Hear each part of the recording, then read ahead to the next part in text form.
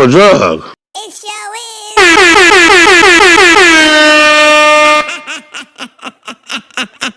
We got a great show for your asses today. We got some special guests.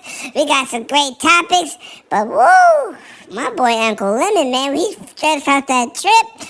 He's a little sick, he's a little under the weather, but we gonna get the job done. You already know. Hit that like and subscribe, smash it. You know what you do, fondle it, finger it. Whatever you do to your girl, do to that goddamn like button. Listen, man, buckle up. Get ready. We're going to take you on a ride. We're going to give you some experiences, and we're going to talk about these games, and we're going to have a great time. We might even be talking about a goddamn hater. Now, you ain't going to get no limelight over here, you bird. We don't do that over here. But listen, Uncle Lem going to be with you in a minute. Like I said, we got two special guests, and of course, we got the 10-month baby, Bloody Knuckles, who's always late. God damn. He probably is a 10-and-a-half-month baby. Listen, man, you know what we do. Let's get it cracking.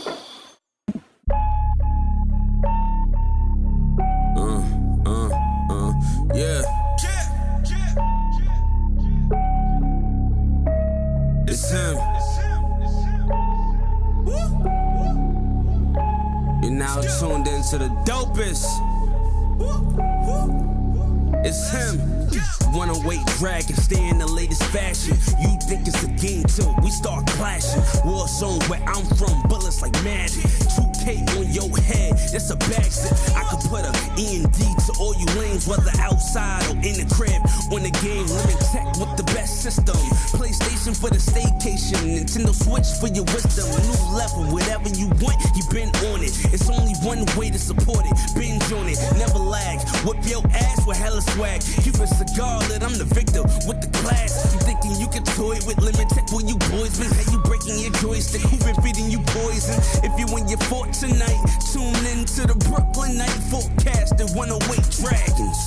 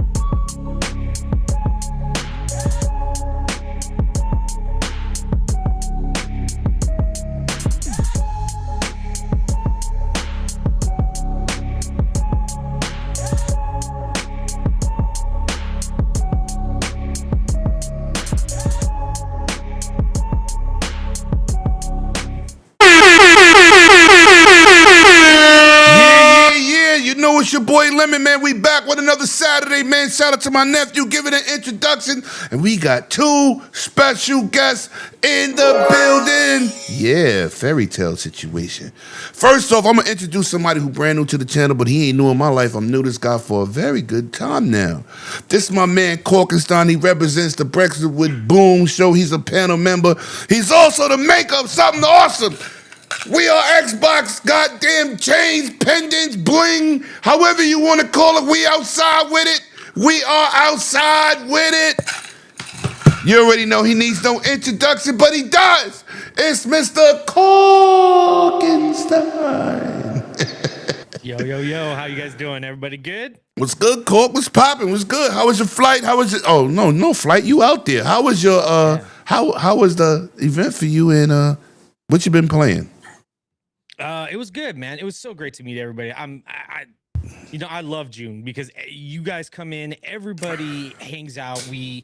It's like a little small community, of friends that just enjoy one thing, and that's gaming. So this is my favorite time of the year. We all get to do really cool stuff, hang out with each other, catch up, play games, and yeah. As far as what I'm playing, I just wrapped up 007. Wow, First nice. finished that up. I just started Marvel Rivals again. The new season came out, so I've been playing the new Cyclops. I'm actually 3D printing right now on this machine here a Cyclops visor, so I could wear on stream and stuff when I play. And then what else? Waiting for Tuesday, the new Dead by Daylight. Jason is coming out as a new killer. And then that's waiting to get into the next big thing that's coming out. I got to start Final Fantasy Rebirth probably this week as well. All right. Well, that's a great wrap up right there.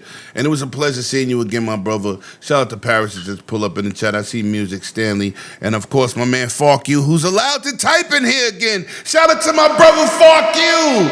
And I exposed you on the internet. I put your first pitch up on the internet. This is what Fark You looks like. Shout out to Fark You. Shout out to Paris. We had a great time. Shout out to Exclusives being back. And like Paris said, I told y'all Xbox was dead. Go get that $1,000 PS5 Pro. Shout out to Paris, man. This man needs no introduction. The first time meeting this guy was awesome. Out there, it was in PAX first. We first met in PAX. Then we met in Cali. We did a lot of great things. We had a good time. He's definitely the Michael Jordan of LogNet. It's my brother C Unit. What's good, bro? How you been? How was your flight? Now listen, people. Me and Court and that late ass bloody knuckles gonna have to talk louder because my brother said he can't hear out of one ear because of that flight. I think you should sue the airline, son. How you been, C Unit? Talk to me. The flight wasn't super great. I'm off here now, but eardrops and stuff will be back to normal very, very soon. I'm great. Besides the LA trip, phenomenal, best trip I've ever took in my life. We talked about this before the show started. Shout out to Cork though. Cork, R, and Mo, and everybody around the airport. Now that's real friends, real people right there. To have to drive around for hours upon hours, pick everybody up. So shout out to Cork, shout out to Mo. Shout out to Wugger for all that work, and it was phenomenal. A great coming together of like minds. We don't all have the same opinion, but we're all there for one thing. We're there for games, and to be able to talk to people like yourselves, Paris, Khalif Adams. Yeah, shout out to Khalif, bro. Jez, Mag from Canada, Colt, just to talk to everybody coming together of like minds and be able to break bread with these people. Some for the first time, some once again, like Lemon said. Lemon's the best dude ever. Let me tell you something about Lemon. I know Lemon is a real guy. Last year, IGN Live, I stayed to cover an interview solo of Lords and had to do event somewhere else. I didn't get into play days last year.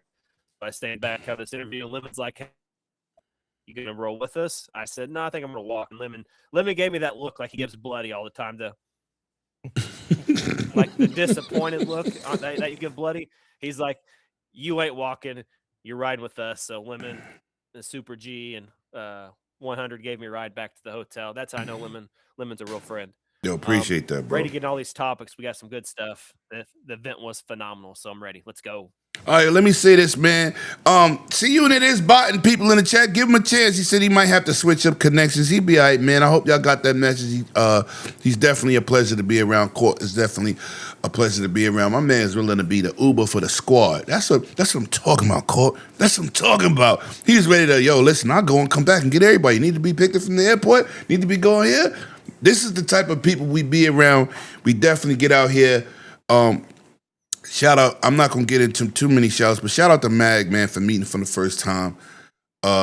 Same energetic dude on camera. Starting YouTube in 2016, going to these events starting in 2017. Meeting people in real life is the best way to meet them. And a lot of people that's on the internet is not who they are in real life. And to meet people who are actually genuine, actually part of this community, no matter your opinions, no matter what platforms you support, we out here, we embrace each other. People are looking for each other to hang out, having a good time. It's an amazing feat, man. It's an amazing, amazing feat to see how many people love this hobby we have, man. And what makes me sick is the hatred that goes around with the jealousy, with the disrespect. It's just crazy sometimes. But if you get your ass off your behind and get out your living room, stop thinking you know shit from behind your camera or in front of your camera. Get out here and meet some people. I know some of y'all scared because y'all fuckboys and y'all don't believe in the shit y'all say. I know y'all say too much shit and won't pull up. But you should get out here and meet the real ones. The people that's genuinely have those conversations, man, and be who they are on camera. That's what I respect about. Yeah, facts, Paris. They are terrorist fight. We're gonna get into that later. But I really respect this community. People of a higher tier, a higher media standard taking their time out to be part of this community and just being themselves. Shout out to Destin, shout out to Paris.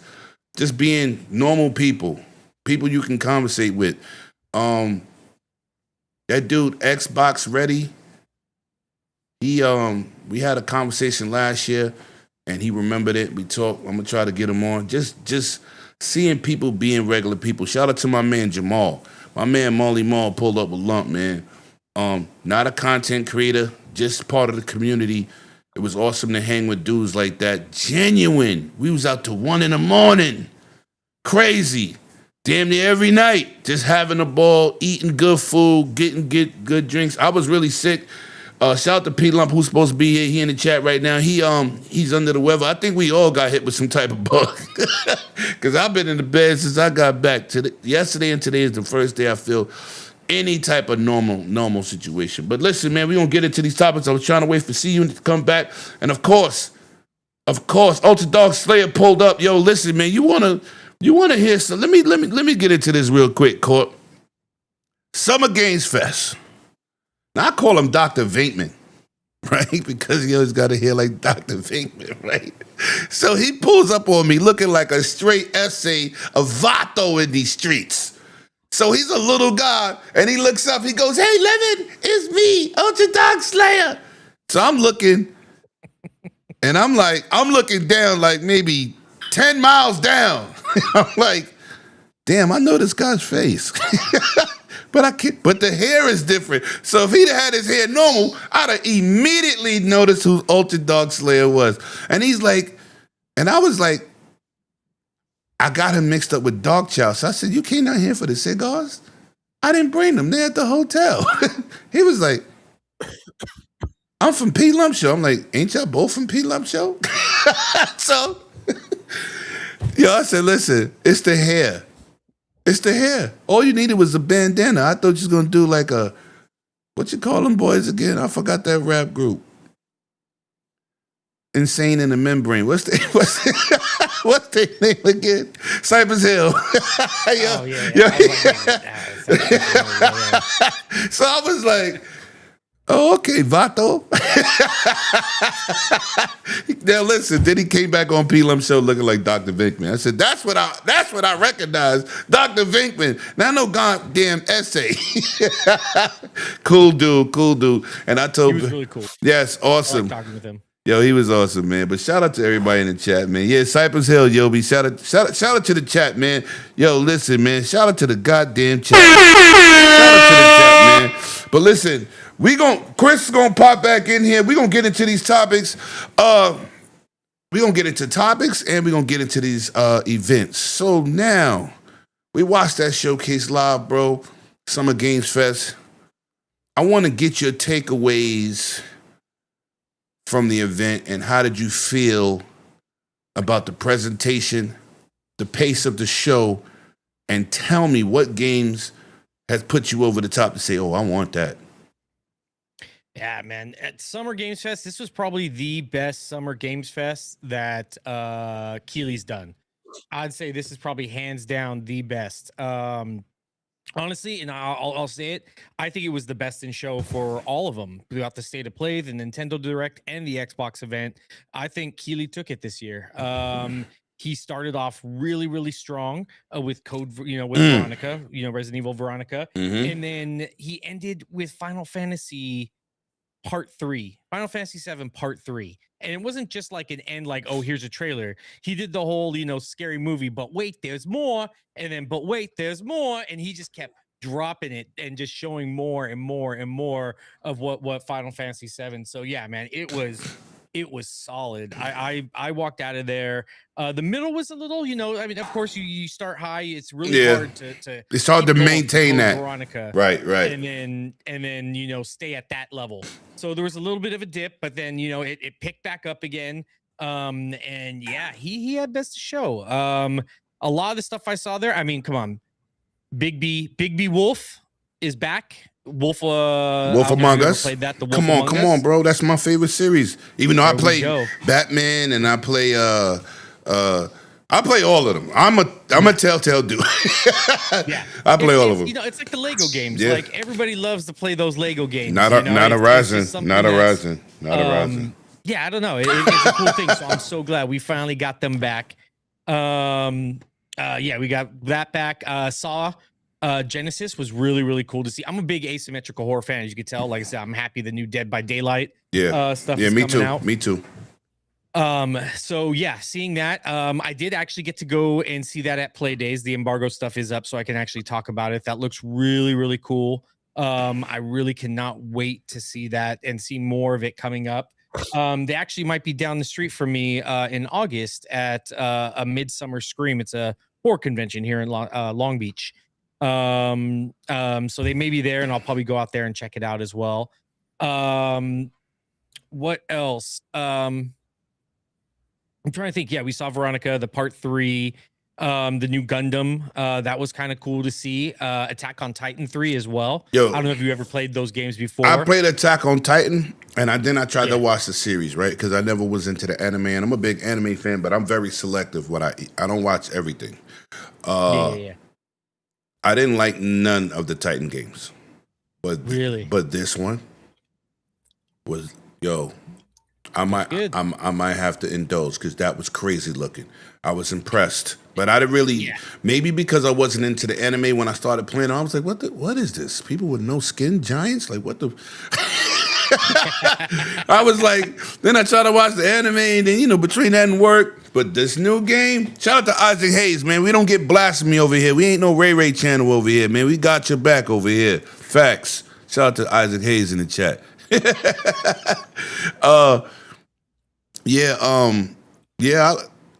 That game looked like I want to buy it. I'm not gonna lie to you, but continue. I'm sorry. No, you're good. We saw a little teaser trailer for The Last Ronin. That's gonna be done by Platinum, which I'm really excited for. There was just so much. I don't want to take everything away, so I want Chris to get his bars in as well. But honestly, this Keely killed it this year. That's gonna be a very hard showcase, I think, to top for next year. Well, I'm a little biased. I think Xbox took it, but I was very ecstatic at Keely shit. And I'm not one of them dudes who's Xbox. That dude is not here. That would be P Lump. But I'm not gonna lie. Jeff Keely did exactly what I asked for. I went on Web Dave's show. I talked to Boom about it when we was here, and I had my 200th anniversary. Shout out to 200th episode. Shout out to everybody that pulled up, man. That was an amazing show. Jeff really pulled it off. First of all, just talking about Code Veronica, we all knew it was being done. I talked about it for the past year. I said, this is the next one they have to do. There's nothing else left really to do, right? This was always my bells and whistles of Resident Evil. To see that game even mentioned was amazing. How many? It was so many games at the Summer Games Fest, man. They was really hitting it out the ballpark. What else they had that was? Oh, this is crazy. This is crazy. Rayman. Yeah. Rayman looks so good and different that I didn't even know I had that game. I have that game. Oh, you do? Yes. That's an old game. Nice. That's a remake. Yeah. But I didn't know because it looked so damn good, right? What happened 2 days after the show, 3 days after the show, somebody put a side-by-side comparison to the original, right? To the original. And I said, oh shit, I have that game. But it looks so damn good. Let me get to this super chat. Let me bring up, as my man P. Lum said, the titty lady. Thank you for Forza Legend 84. Nice to meet you, Lemon. Brooklyn, stand up. You already know what to do, man. I told people, if you see me outside in the street, walk up, let's have a conversation. Let's talk about this gaming. And there was so many people. Yo, one dude made me sign his shirt. I was like, well, it was like a couple dudes made me sign their shirts. Yo, one away, can you sign my shirt? I was like, sure, you know what I'm saying? Remind me of my basketball and boxing days when I had to sign people's shirts and jerseys. But shout out to you, Forza Legend, man. Had a blast out there. But that Summer Games Fest, I really left that place like, Lord, this is a great event. And I got my wish. I got my wish that I talked to everybody about. I don't want to see no goddamn orchestras. Yo, please stop. I mean, technically, Yeah. like, stop. I don't stop. Like, I respect when people enjoy that stuff, right? But I don't. You know, you wasting valuable gaming time. Like, nobody cares. People that's the time I use the bathroom. I get up and go use the bathroom. I'm sorry. I don't know. I don't want to disrespect people in terms of their musical talents, but I don't want to see that in the gaming event. I want to be gamed out. Game me out. No Diddy. Let me see if we get see you back on the screen, man. Let me try to get him back. Hold on, C Unit. I was gonna say, we also got Stranger Than Heaven, Tupac. Ooh. And you know, I was on a panel last night. I'm gonna say this. We have many ethnic backgrounds. Mm-hmm. And if you ain't from that culture, please don't make a comment. Now, you from the West Coast, I used to be with Tupac every other day. And what's crazy. The dude on the show last night was like, oh, he's in the game, but he's dead. And I said, what the fuck does that even mean? Like, isn't that the point of why it's a big deal? Like, because he's no longer here. He's been dead almost 30 years.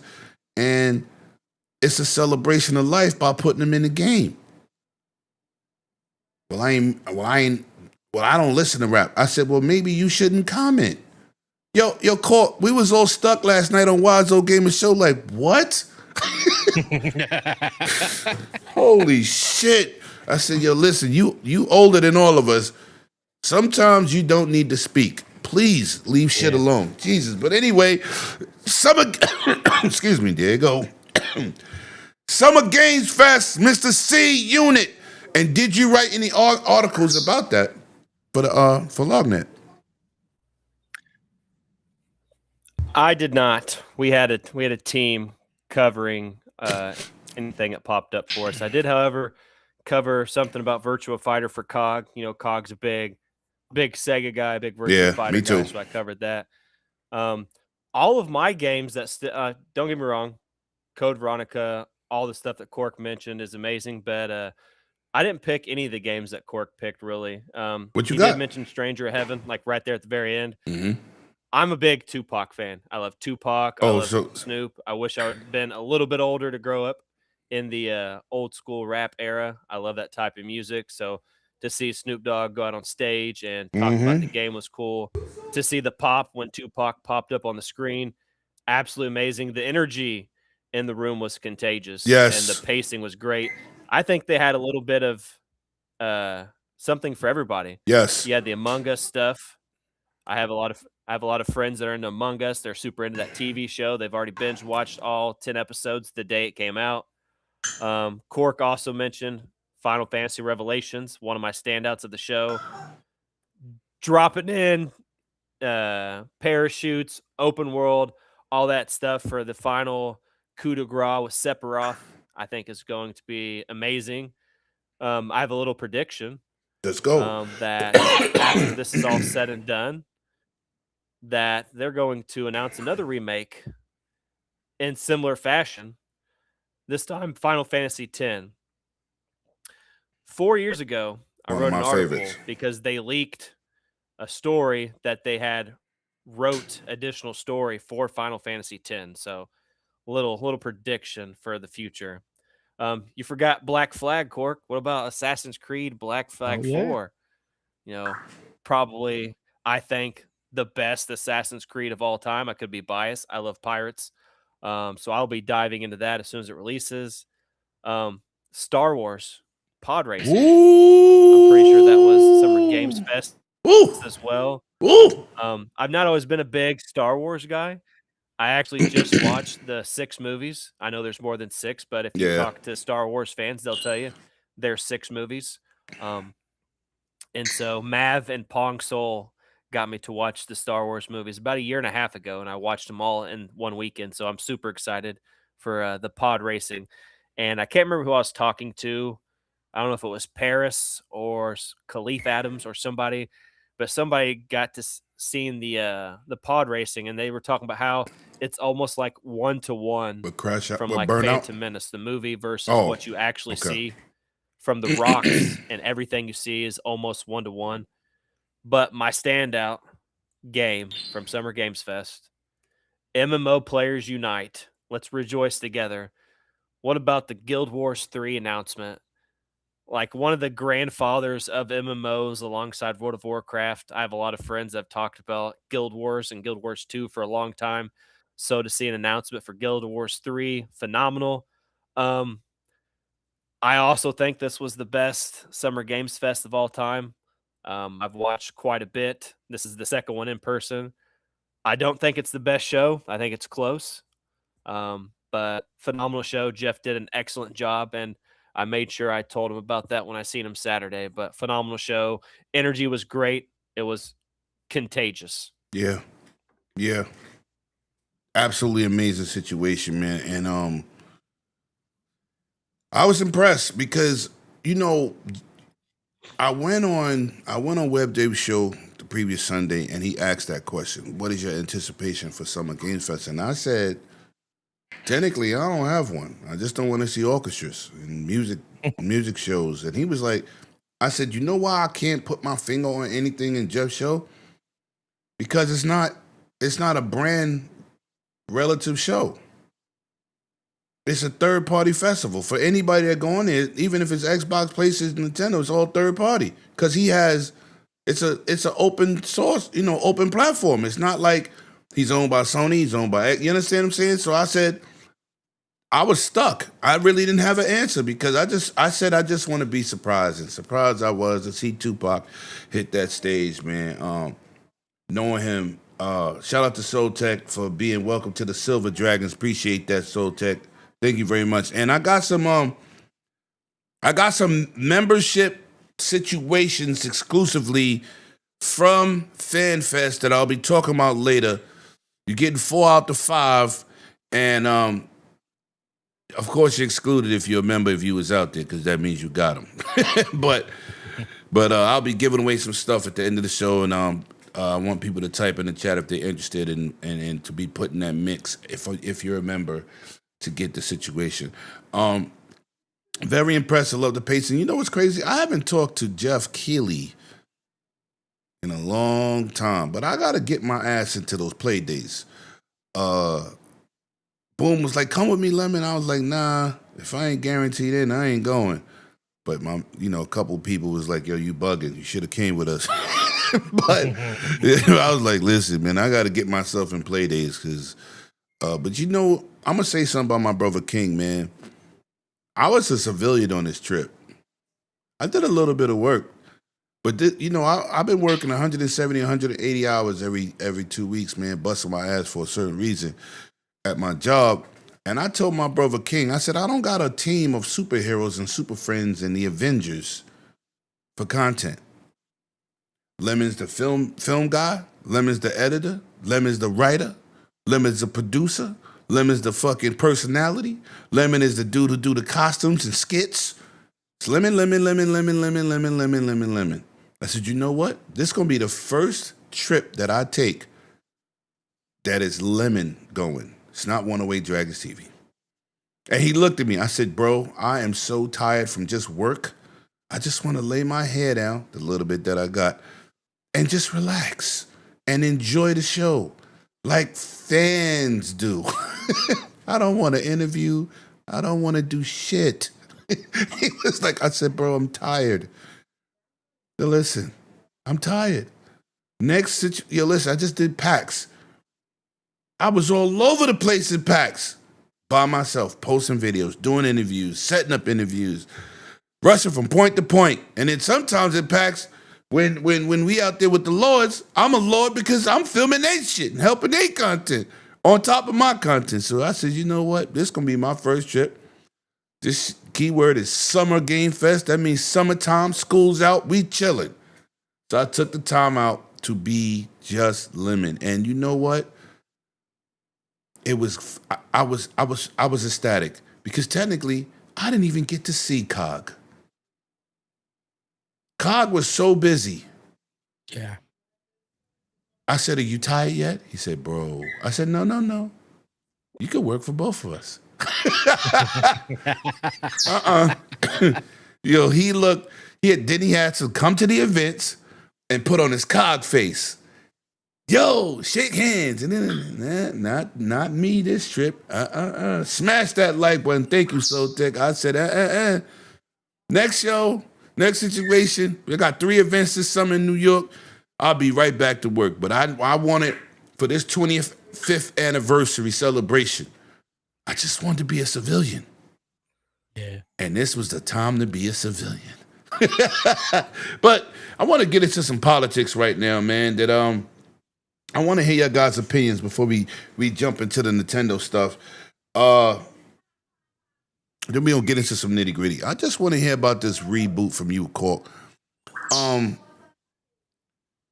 The next 100 days is a reboot, which we know the brand needed it, right? We know it was coming. You know, it's good to get out the good news and all things of that nature, but now we faced with the reality, right? We got hit with those numbers, we got hit with those losses, but it looks like the team is rejuvenated to make these advancements and put morale back into the brand. So how are you feeling about the reboot? And from seeing the energy, having our conversations out there in Cali, what do you give people the perspective that they might not understand or know? Yeah, so for me, I'm optimistic, but I'm skeptical. Reason being is seeing some of the stuff that they're saying. You know, I mentioned this on Boom last week, or like 2 days ago on Friday. I'm not a big fan of exclusives, and the reason being is I'm a former developer.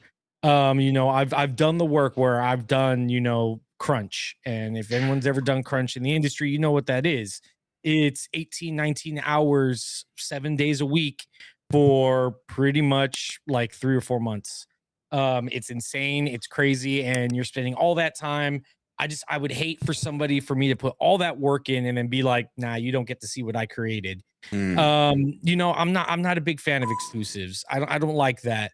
You know, it makes sense with the Gears of War EA, you know, that makes sense as an exclusive. Um, and then the other part of exclusives is, so when you start taking away consumer bases and you start taking away revenue, that money has to be made up somewhere. And oftentimes in big corporations, who gets hit? It's employees and Yeah, studios. yeah, They're the ones that suffer. yeah. And that's another reason why I don't like exclusives, because once your operational costs shoot through the roof because you're losing out on that revenue and you're not making that operational profit anymore, you got to start cutting. And that's 9 out of 10 times it's the employees that suffer. And that's why I'm not a big fan of them as well, is usually cuts happen shortly after. So yeah, that's my big take on it. I like the direction they're going. Like everything they did, they're rejuvenating people. They're getting people, you know, the morale's up. Everyone's hyped. Everyone's talking. Yeah, I like I said, it makes sense for Gears of War. That totally makes sense for Gears of War. That's a staple IP. That's a tentpole. Right. You know, make that console exclusive. I'm totally cool. You gave PlayStation a taste of what Gears of War is. Now you want to see the prequel, you're gonna have to come to Xbox to play that. That's smart. That's smart Trojan marketing. horse. Trojan horse. What was that? Trojan horse mindset. Yeah. You know, just give him, you know, be the Walter White, you know, Walter White of gaming, you know, give him, you know, Breaking Bad, give him a little taste and get them hooked on that blue stuff. And then, or in this case, green stuff, and they'll come over to your platform, you know. The one that doesn't make sense is Clockwork Revolution. They must really, really, really believe in Clockwork Revolution, to make that a console exclusive. That's a pretty bold move, you know. It's a bold move, Cotton. Let's see how it plays out, you know, for the dodgeball fans. Yeah, that's a new IP. It's untested. We don't know what it's going to do. We don't know how it's going to do, but Matthew Ball said he's ready to take losses. And if that's the case, you know, that means NXL is probably safe if Clockwork doesn't hit the metrics and numbers that they anticipate it will be, because they're removing it out of a consumer base. So I'm fine with that. As long as you protect the workers and the employees in the studios, that's cool. I'm good with that. And then yeah, I mean, everything they're doing is you know, Tom Henderson mentioned it too. You know, he kind of had a disparaging take on it where he was like, you know, these small wins and kind of was negative about it, but that's what you need. You need to set a foundation of small wins across the platform, to build a foundation and to build that trust again and that goodwill. And it's working. A lot of this stuff was already in the pipeline. You know, Asha's just prioritizing it for now. You know, I would say this console exclusive is probably the first major initiative she's actually taken. And I was wrong. I thought she wasn't going to do anything until after Helix launched, but it looks like she's being a little bit more proactive and starting to turn the ship sooner than later, which is a good sign. So yeah, I'm really excited for what's happening with Xbox. You know, I mean, we've been through this before. Xbox is dead. Like I've talked about on Boom Show. Xbox is the Jason of the video game industry. Just keeps dying and reviving, dying and reviving, dying and reviving. You know, if you believe what everybody says online. They're just, you know, they've always been there. They always will be there, you know, as far as I'm concerned. So I'm happy with the direction they're going.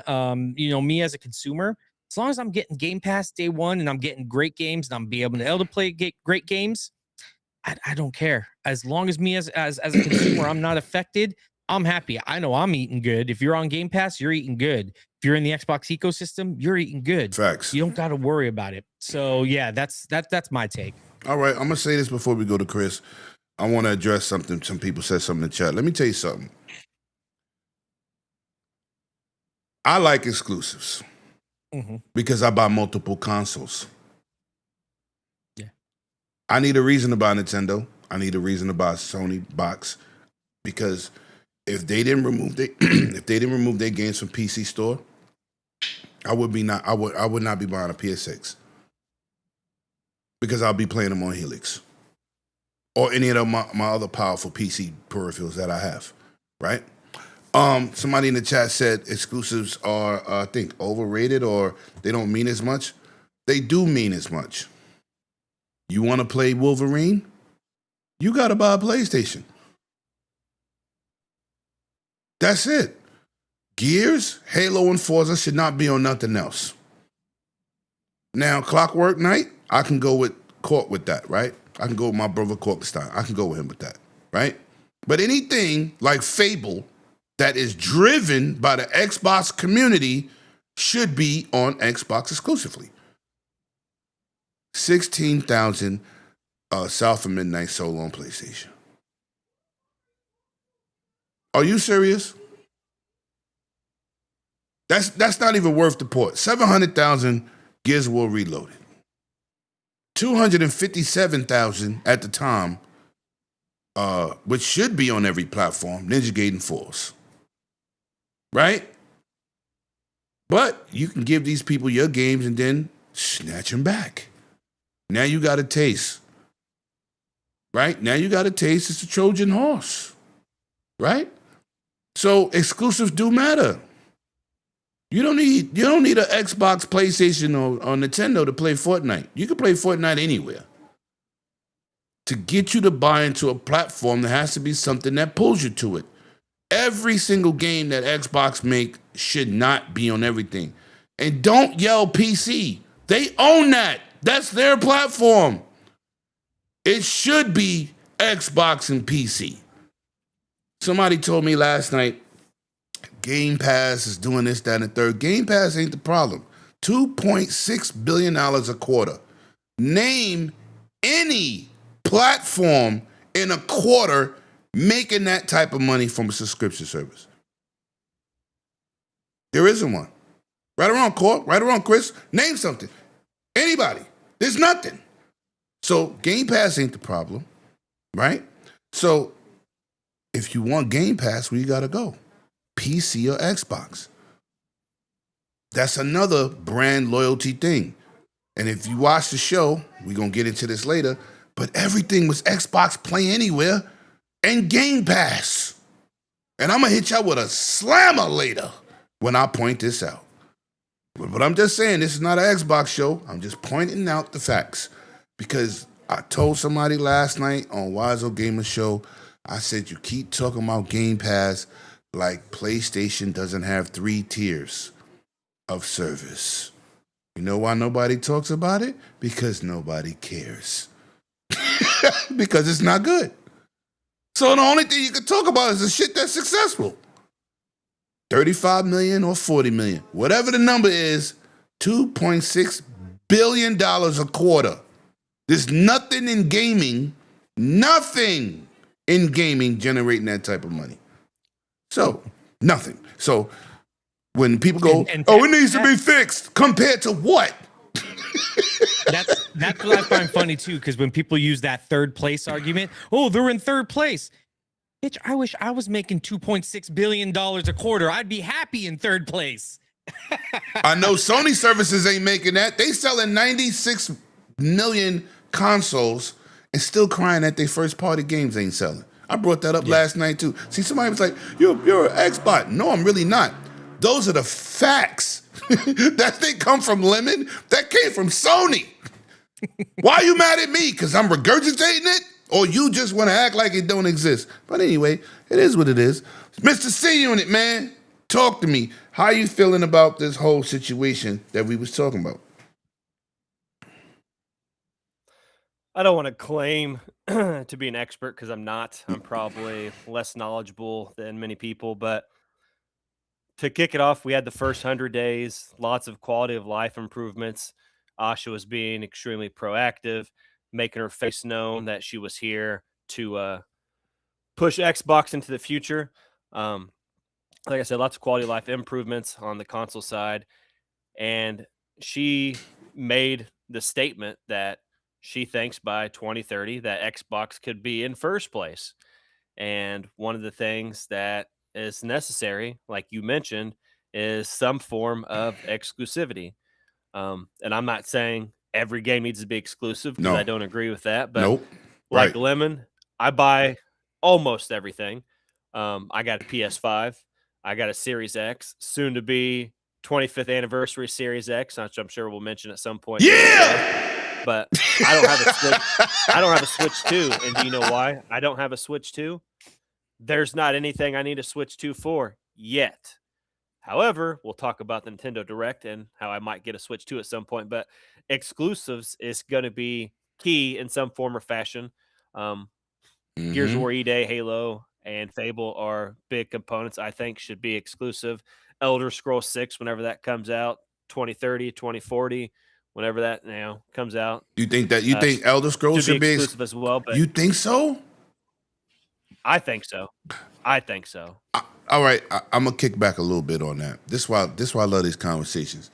I don't think it should be exclusive because the foundation was made across multiple platforms for that fan base. Because look, Microsoft is doing shit nobody in the industry is doing. They're buying up boatloads of companies by buying the mother company because they didn't buy Bethesda. They bought ZeniMax. That means they brought the umbrella, right? Same thing with the ABK deal. They bought 3 different departments or 3 different divisions. They didn't just buy Activision. They bought Blizzard and fucking King at one time. That's crazy. So they have games that they're purchasing that multiple of fans have invested in. That's why I don't mind them being like a first party, third party, right? Because whoever thought Call of Duty would be sold to any of the big 3? Whoever thought that? Yeah. You understand? Like, we talking about a game that generates $20 billion. A game. That's kind of, so let's just say if they made Call of Duty exclusive, they would lose money. So that's what I'm saying. Elder Scrolls was, Elder Scrolls Skyrim, I don't know, man. But continue, bro. I'm just putting that out there. I only think that because Morrowind was not on PlayStation. Yep. Elder Scrolls Oblivion was exclusive for a long certain number of time. Right. That's why I think a game like that. However, like you mentioned, Call of Duties, anything like that, MMOs that might come out, we need to have those everywhere. But you need the select few to drip to build that console brand back up. And Yeah. Asha wants to be winning by 2030. She has a plan, and she's pretty big on some number of exclusives and making sure, because if you remember right, there's a lot of rumors going around like the day before the Xbox show about, Game Pass dying and all that mumbo jumbo. But they made sure after every announcement, in Game Pass, play anywhere. In Game Pass, play anywhere. Yep. In Game Pass, play anywhere. After every single announcement at the Facts. Xbox show that I'm sure we'll talk about. Something I want to mention real quick is she's 37. I'm 37. To see someone of my age going out there and having to make these types of decisions, like, it's not easy. So if I have a plan of the next 100 days and trying to bring a platform, no matter what it is, a platform in general, back to prominence and potentially win within 4 years, a lot of hard decisions are going to have to be made. I don't like seeing people laid off. Yeah, I'm a that union rep sucks. where I work. Me and Lemon talked about the union stuff before. Facts. I've dealt with being laid off before. I've dealt with people being fired, whatever the case may be. And it's difficult choices that do have to be made for the future of the platform. I do hope these people land on their feet wherever they may go. But Asha has a plan. And if you look at her LinkedIn, most of her plans seem to be 4 years. So I'm not here to speculate on if she's with the Xbox for the long term, but at least the next 4 years. Facts. So lots of hard decisions going to be made. We got games in the pipeline, but a lot of people don't realize is some of this stuff was Phil Spencer and Sarah Bond. So we got to see what the next year and potentially the year after that is like under Asha's belt, because a lot of this stuff was already set. Yeah. That's so. I'm I'm hopeful. I for regurgitated the that a lot. The next 100 days. I said, this is not Helix. She just mentioned it. This is not her platform. This is not her. This is not her Xbox. It's definitely Phil's and Sarah's with the Helix. A lot of stuff is set in stone. But you know what? I'm gonna say this to the Xbox community. I'm gonna say this to the PlayStation community. Sony just went back to exclusives on console. So did Xbox. How about you shut your ass up on Twitter and buy the games? Don't ask for exclusives and then don't buy shit. Because the people here is not who you need. Because we're going to buy whatever. I just spent $362 for Gears Collector's Edition. So the day they put the link up, I'm still trying to get Halo. I'm on the notification list, right? But this is the point. This is the point. Don't ask for shit and then don't support it. And then if they start putting games everywhere because you ain't supporting it, then you start crying again on Twitter. I don't want to hear that shit. Talk with your wallets. Whether you subscribe to Game Pass top tier, they don't care how you give it to them because subscriptions. If you got a dating app on your phone, they want you to subscribe. You got 365, they want you to subscribe. You got Netflix, they want you to subscribe. They don't want you to use that 7-day trial. They want you to stay an active member. Because listen, if you buy Gears for $75, they prefer you on Game Pass for 12 months at $22, $23 plus tax. That's a bigger financial gain. Being on Game Pass does not hurt Xbox. They prefer you on the subscription. Then you spending $75, beat the game, put it down. Just saying. Bloody, welcome to the show. Bloody Knuckles has entered the building. Looking like a vato. Orale, vato loco. Orale. Yeah, bro. Talk about this Xbox reset real quick before we get into these other topics, man. Y'all already know Bloody Knuckles was out there doing what it do, having a ball, still interrupting people live. I've been quiet since I joined it. What are you talking about? No. I'm talking about out there in California. I asked Hoggy the question. Motherfucking Bloody went to answer. I said, thank you, Hoggy. Thank you. So he does it in real life. People, it's not just a show. He does it in real life. But it's all right. Yeah, Bloody, talk about this reset, man. Where I'm coming from. That's all, man.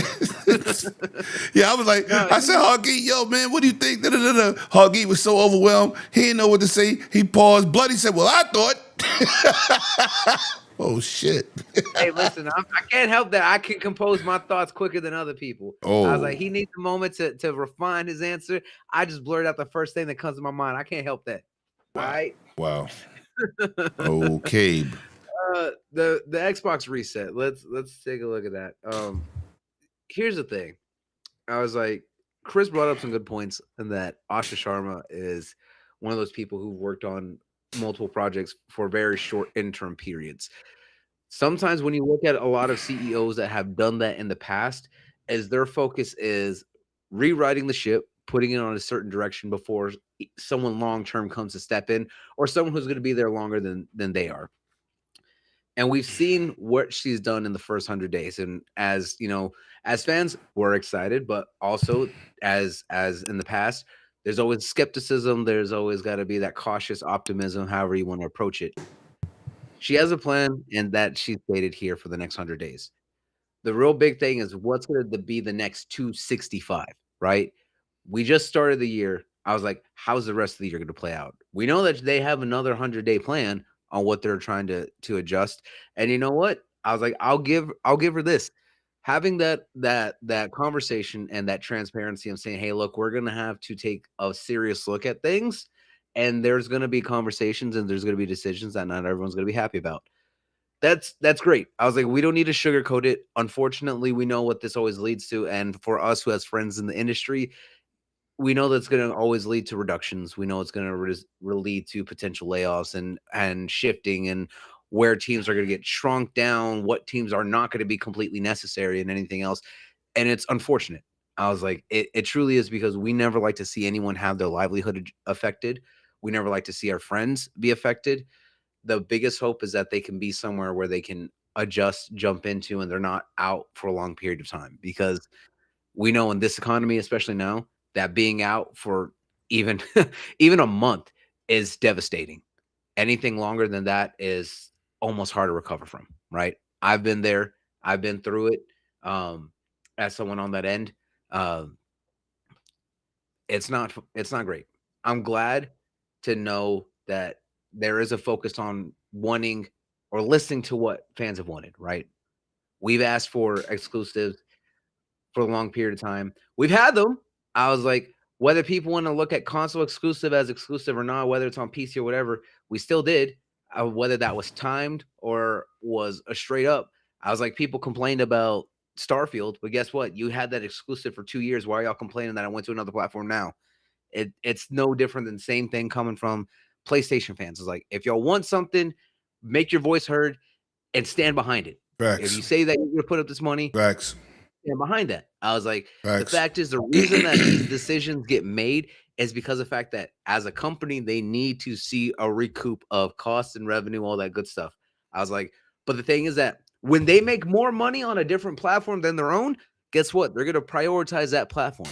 I was like, we saw it with Xbox, and even PlayStation saw it.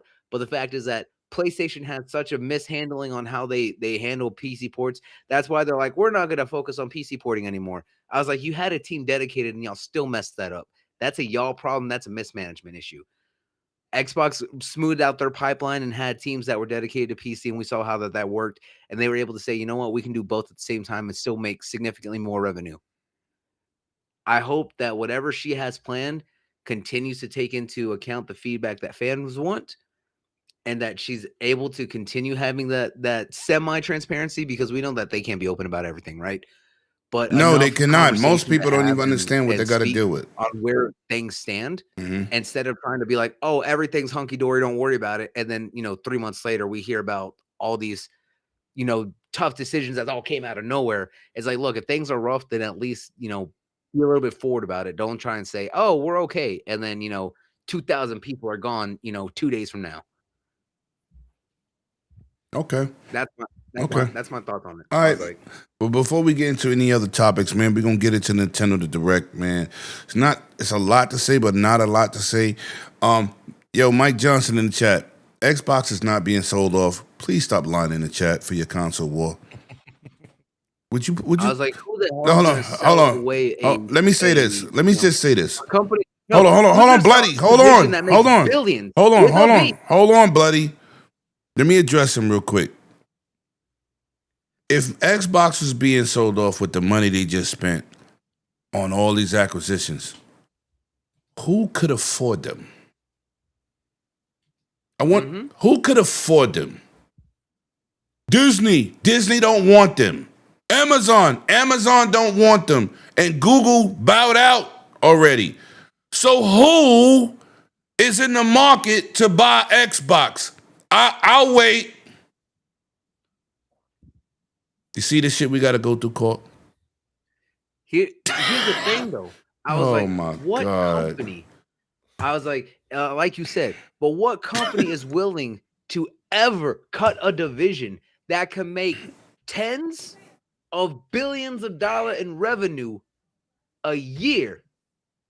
Oh my God. Yeah, anyway, let's go on. Let me get to this super chat. These people are so delusional. I was like, y'all think a company that bleeds money in 17 other divisions and has now he want to throw out the richest. Yo, listen, please don't make me put you in timeout. I told you this shit before. If you want to have a conversation here, I ain't mad at you. Now you're just gonna throw out Elon. Elon Musk don't give a fuck about gaming. Next. Anyway, Lord, you know what? I'm not gonna even address you until you get some sense. Start smoking weed on camera. Anyway, shout out to my brother BitCloud, who, you know what? Y'all dudes be talking real reckless to my man. You know my man big as me, man.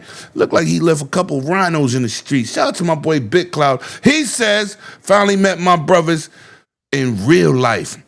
Facts. And you a sucker. You didn't even tell me you was coming. Some bullshit. He walked. Oh, yeah, that's right. Yo. Yeah, I didn't know Bit was out there. Yeah, he was fucking out there. He walked up on me like Lemon. And I just looked at him like, Bro, he was there. He was there at SGF. Yes. I was like, and then he disappeared. And for he the was rest at of the fucking IGN week. Live Well, he was too. over- And I said, he was this doing stuff at Play Dates and motherfucker stuff didn't like even that, but say yeah, but nothing. he basically disappeared for the rest of the fucking week. No, he was there. He was there at IGN Live when we was there. He was there. Yeah, I know that. I'm saying I was like, yeah, he was at the IGN stuff because obviously he has to be over there. But what I'm saying is that man basically Nah, saw fuck that. everyone Let's for keep 5 it seconds gangster. at If you SGF would have and went spoke your ass incognito. up, I might have got you in FanFest. You meathead. That's what you get. I'm like, what? I'm like, you what? Yo, I was just stunned when he walked up on me at Summer Games Fest. I was like, you here? Right? This What's mother, funny, though, it ain't like he ain't part of my panel, Court. You understand what I'm saying, Chris? This motherfucker's part of my panel. And I'm like, what are you doing here? Wow, fucking amazing. But listen, man, we got to keep it pushing. Shout out to Big Cloud, man. He had somebody with him, was a cool dude too. Good vibes, man. Let's get into this Nintendo event, man. Let me go first because I don't got shit to say. I'm gonna say this. It's good to see Nintendo getting third-player game support. But if you want it to last, you must speak with your wallets because they're getting Stellar Blade before Xbox. Wow. Wow. Court, I'm going to go straight to you, man. Welcome to the show, man. Appreciate having you. Awesome, dude. How did you feel about the Nintendo showcase? It was good. I liked it. I mean, I'm a big Kingdom Hearts fan, so I love it. So them announcing finally, I mean, they had the like little preview and stuff a long time ago, I think, but them actually announcing it now, like that was cool. I remember playing the N64 days, Ocarina of Time remake. Mm-hmm. That's a big one right there for me. It's cool to see them getting some other new games too, or like some more of the modern games. Space Marines 2, I absolutely loved it last year. Yeah, awesome. That was a solid title. Still is. Updates and everything. Yeah, that was a solid title. Yeah, they're getting Stellar Blade 2. That's cool. Shift Up's a small company, and they're already working on a second one, so I get it. And they're gonna prioritize markets that they're familiar with, and that's Asian markets like Nintendo and Sony. Totally fine. There was a thing that came out too. I don't know if you saw it. I think I saw Jez repost it, or made a Windows Central article for it saying somebody asked and they actually responded about Xbox and they said, just give us some time. Yeah, give us some time. Totally fair. You're a small studio with like 250 or 300 people, and you're working on a sequel already, and now you're doing a Nintendo port. You don't want to stretch it too thin now with an Xbox port. So I get, especially for a platform you've never developed for, understandable. Mm-hmm. Give it time. It'll be there. When you do, I'll buy it. I'm gonna give them some time. So that was cool to see them get Stellar Blade. Star Fox demo. That's awesome. I like what Nintendo's doing. I don't have a Switch 2. I'm gonna be honest with you. I got a Switch 1 and I never really used it other than travel. I use GeForce and xCloud for everything. You're a GeForce user. Now, so I don't really see a point to having a Nintendo Switch. I grew up with the Nintendo games, sure. I grew out of the Nintendo games.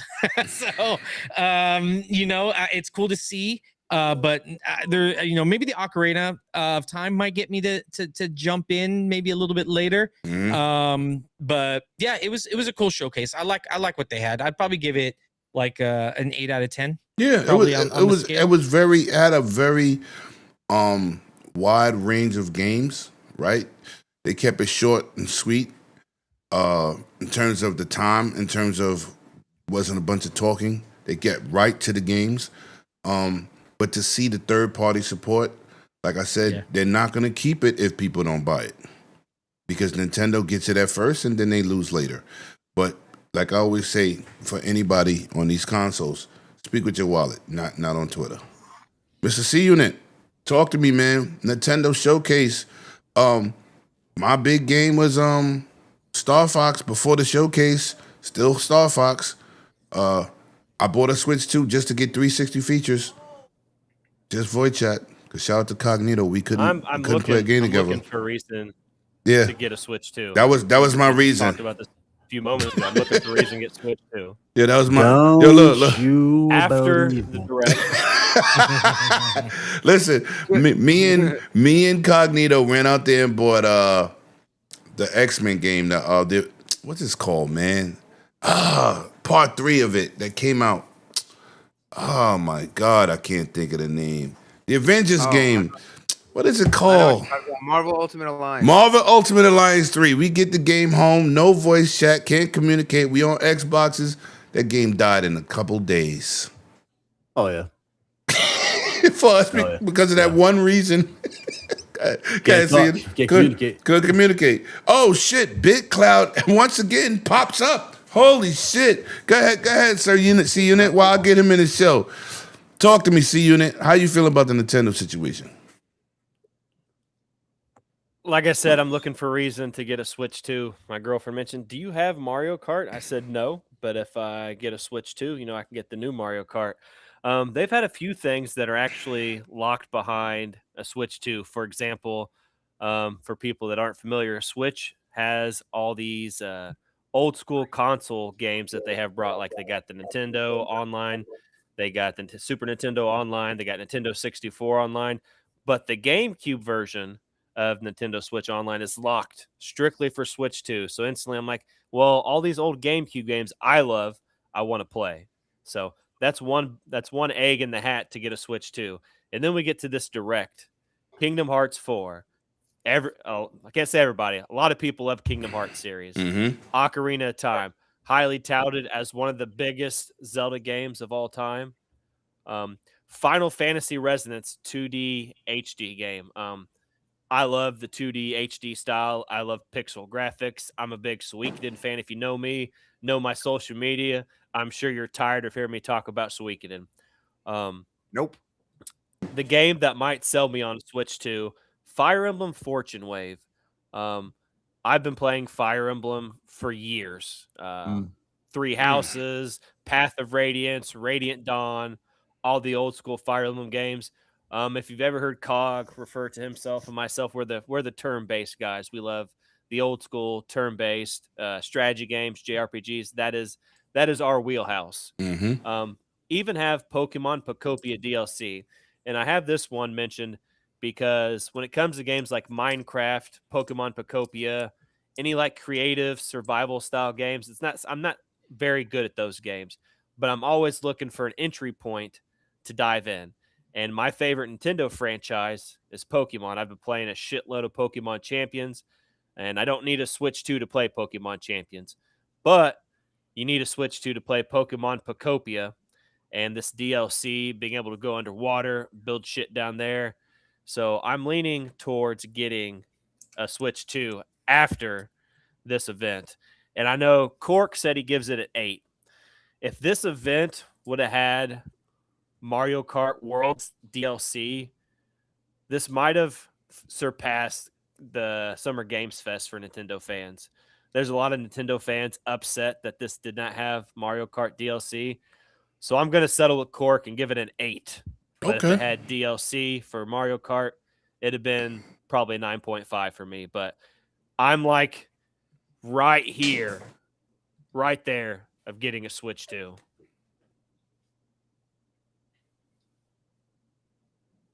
All right.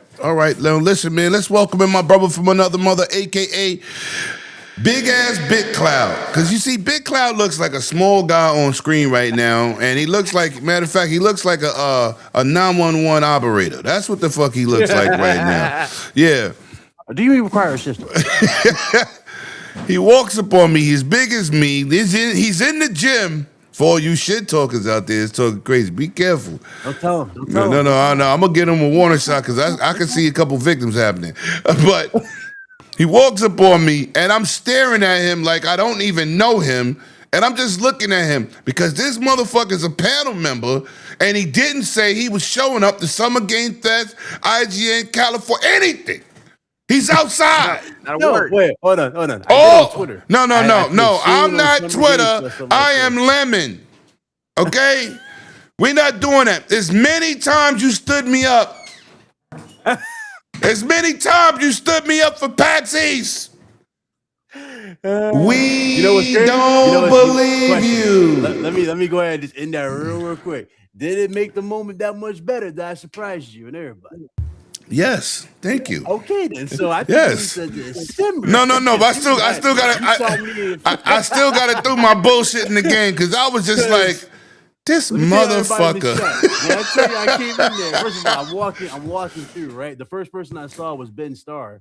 Me and my homie Pablo, we saw Ben Starr. He was coming like around the corner, like the backside or whatever of the interim. So we saw Ben Starr. I said what's up to him, and then we kept going.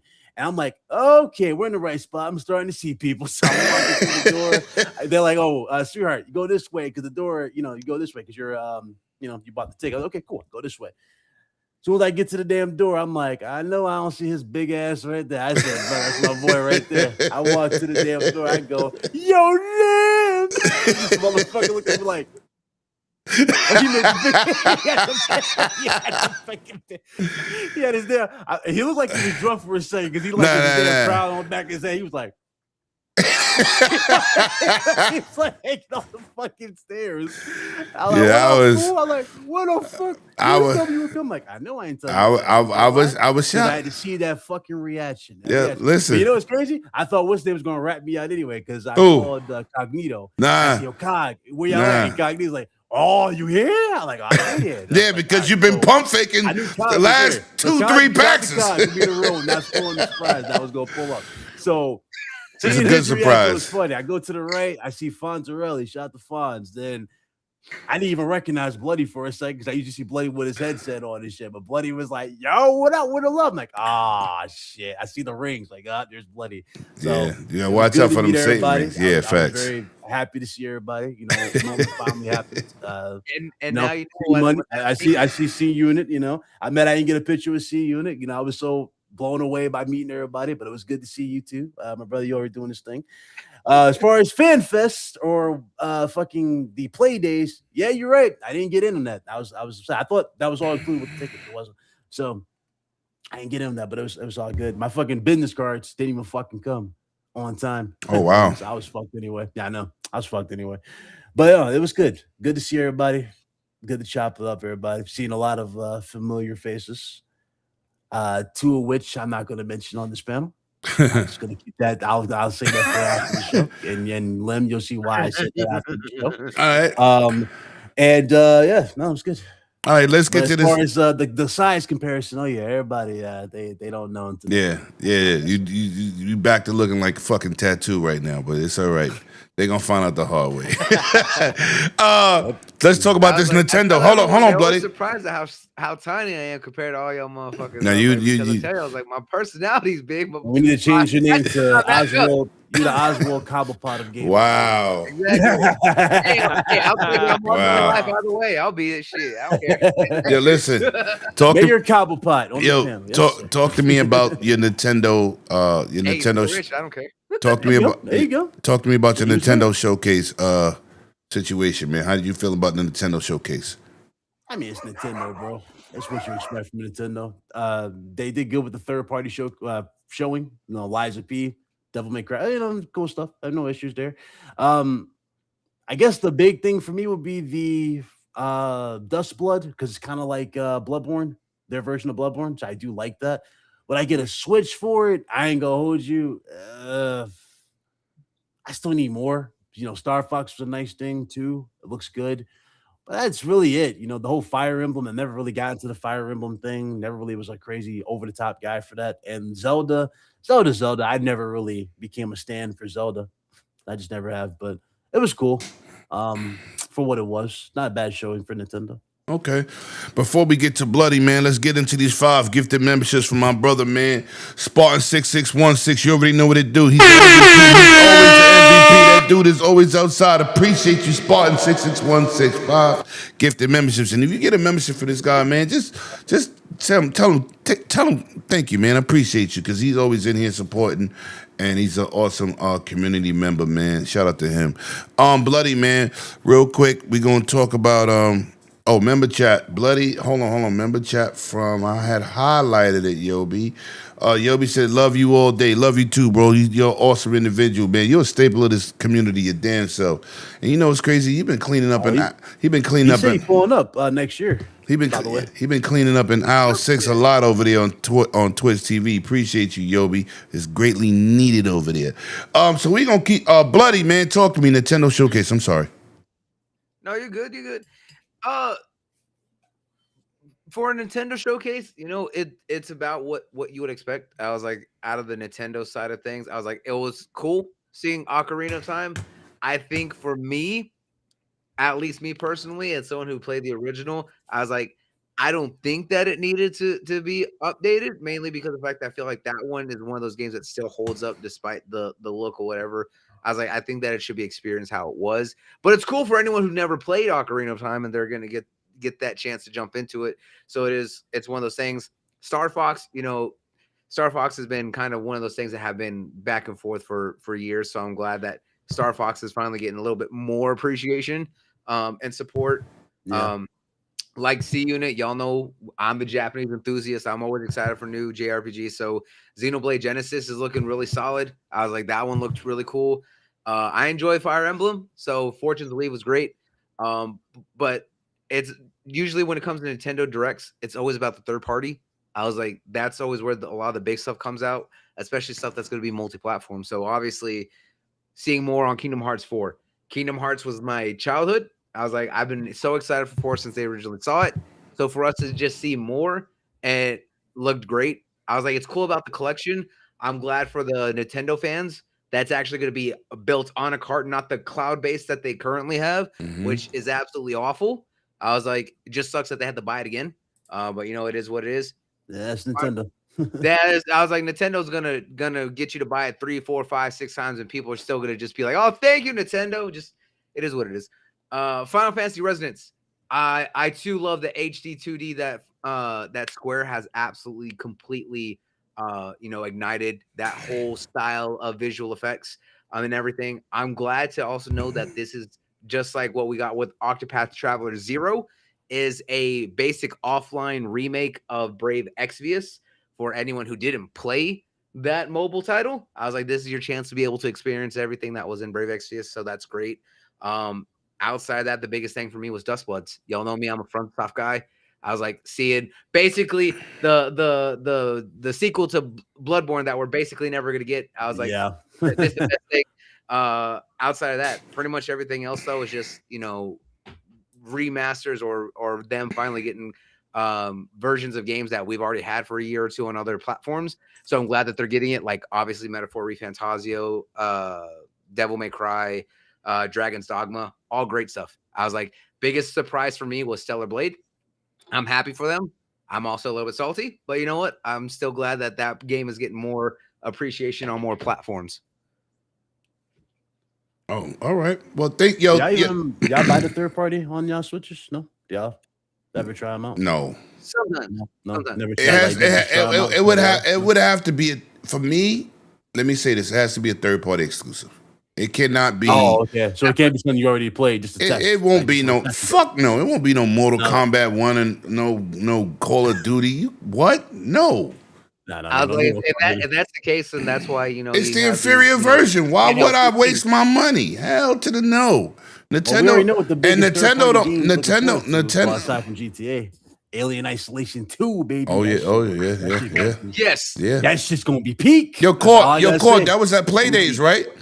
That was the Summer Games Fest. We saw that in 4K. No, but that was at no. But I'm asking Court because Court was at Playdays. That was at Playdays, right? Correct, Court? Yeah, I think so. Yeah, I was there. I was at Playdays. That and the pod racing. Shout out to Colt for giving me the insider. I'm not gonna say what my man said because it's in the NDA. So, but he answered all my questions, and I'll be there purchasing day one. Pod racing. Yeah. I'm buying that. I'm buying that. Good. No. Oh, it looks so good. Yo, he was one of the very first people I spoke to about Playdays, and I should have listened to Boom, but you know what? I'm hard headed. I like to know I'm getting access, so I didn't go, but I could have got in, but whatever. I just don't be freestyling like that. Am I getting in or not? That's Lemon. Am I getting in or not? Because I got other shit to do. You know what I'm saying? Yeah, no, you had that whole hotel thing, right? When I got there. And shit. Yo, listen. We had a great. Yo, listen. There was no losses out there. Oh, No. yeah. And shout out to the people that hide in the shadows like Gargamel chasing the Smurfs, sneaking around hating. I love it. Cause if you ain't got no haters, you ain't doing the right shit. But listen, man, we gonna keep it pushing. I want to talk about this real quick, man. And I'm tired of fake news. And this is why I say this. A lot of us here, we actually do journalistic work. You think people just get together and just be fucking talking. No. Some of us actually read articles and not the title and create a show about a title, and they didn't read the context of the story. So I'm pretty sure at least 85% of the people on this panel have written those articles that some of y'all completely misconstrue or don't even pay attention to. But I'm going to say this. I'm just going to say this. You know, we got a lot of journalists on the internet that like to promote bullshit when there's a positive Xbox situation. Some people call it Xbox tax. I call it fraudery. Some people call it clickbait. Some people say some people need attention. But I'm going to go straight to you, Core. Everybody went out here. A lot of people. The Tom Hendersons, all them type of dudes. Blade is dead. Right?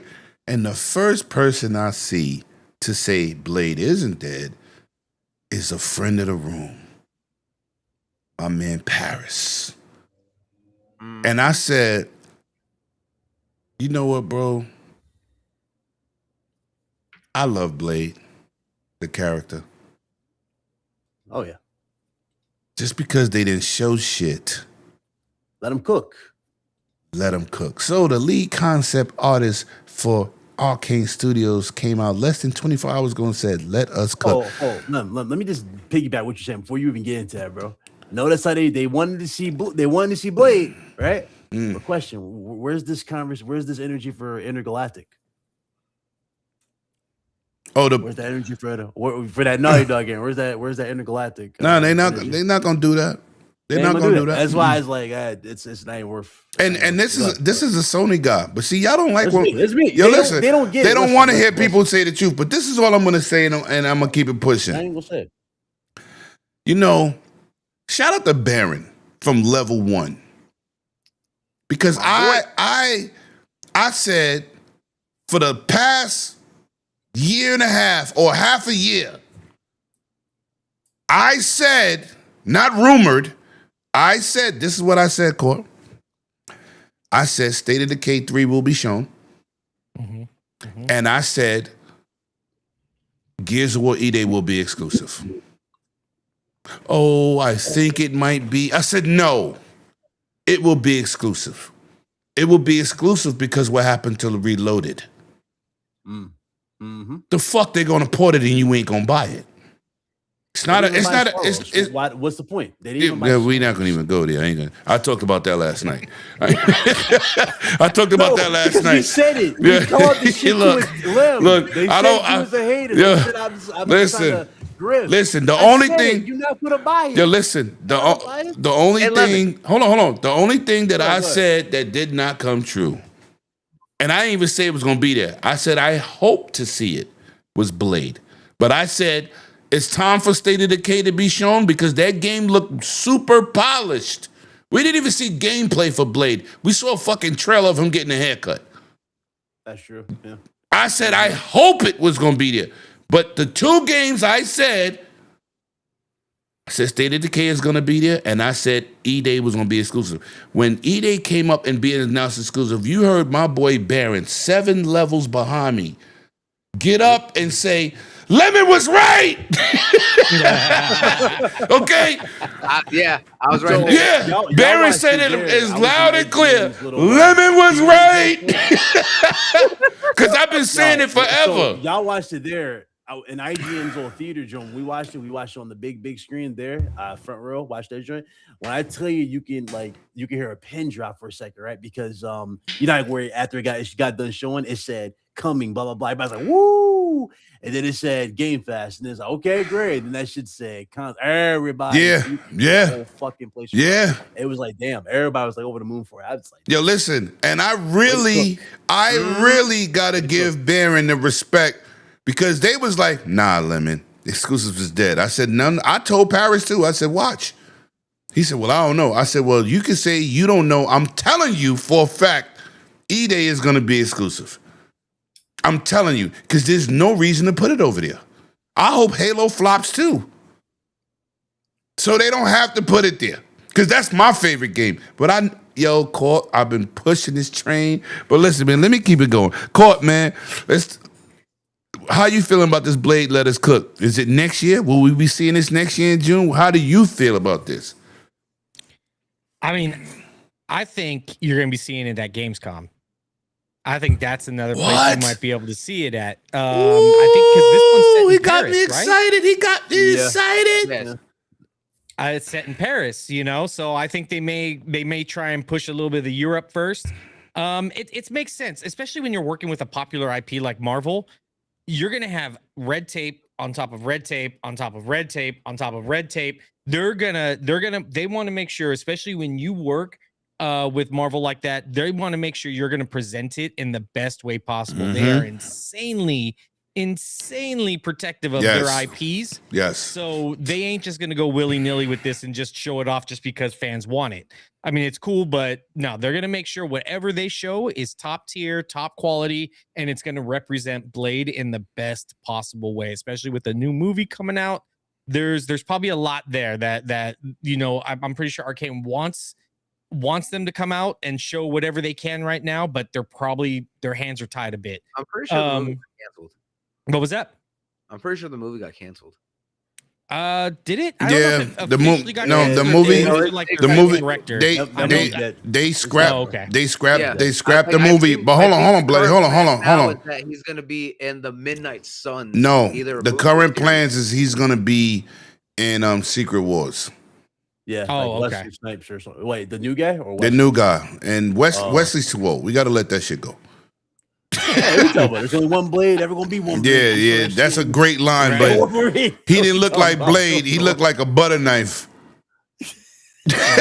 They're overworking. Yo, listen. You talking shit? Hold on, he talking shit, but I guarantee he was screaming like a girl. Listen, I was happy to see my brother come home for tax evasion, which he didn't do. His accountant did to get a role in a major movie and make some money. Besides, is that he's supposed to be in the Midnight Sun? No, but that's a rumor. But the new thing I just read yesterday is Homeboy, which I don't like his Blade because he know no martial arts. Neither did Keanu Reeves, but shit, he looked good doing Neo. But they're gonna have to convince me. He'll learn eventually. You got to realize, my man Wesley is a 6th-degree black belt. Yep. He's a martial artist, and not only is he a martial artist, he's my guy. Like we used to buy movies together over there on 48th Street and Broadway in Manhattan when DVDs first dropped. So I have a very, very biased opinion when it comes to him, but he's too old now. If you notice in Wolverine, Deadpool Wolverine, he was too slim because he's older. Yeah, he don't have that body physique no more. So no, he's not. He should not be Blade. He got out, if I remember correctly. Because remember, after he he ain't just get out. Coming to America. No. He did what's the name before that? He was in Coming to America first. No, not Coming to America. What's the name he did first? With Sylvester Stallone. Demolition Man. No, the army movie when the mercenaries. What's the shit called? I own all of them on Expendables. Right, he did that first. Then he did Coming to America, and then he did. So, I don't. Well, it take a minute for him to bulk up. But listen, even Hugh Jackman. Hugh Jackman is not no big dude. This is why he gave up doing Wolverine, because he's a natural little guy in terms of weight, and he has to get in the gym and build that muscle mass, which damages your body. If you're they gave him a muscle suit for the movie. Well, no, you saw it. Did you see his arms? They couldn't do that. Yeah. No. Well, Yeah. there's also health stuff with Hugh Jackman and cancer and stuff like that. Oh, So that's shit. also another reason why he had a hard time building up muscle and stuff is because of his Props to him treatment. though. He looked fucking insane, especially at the end.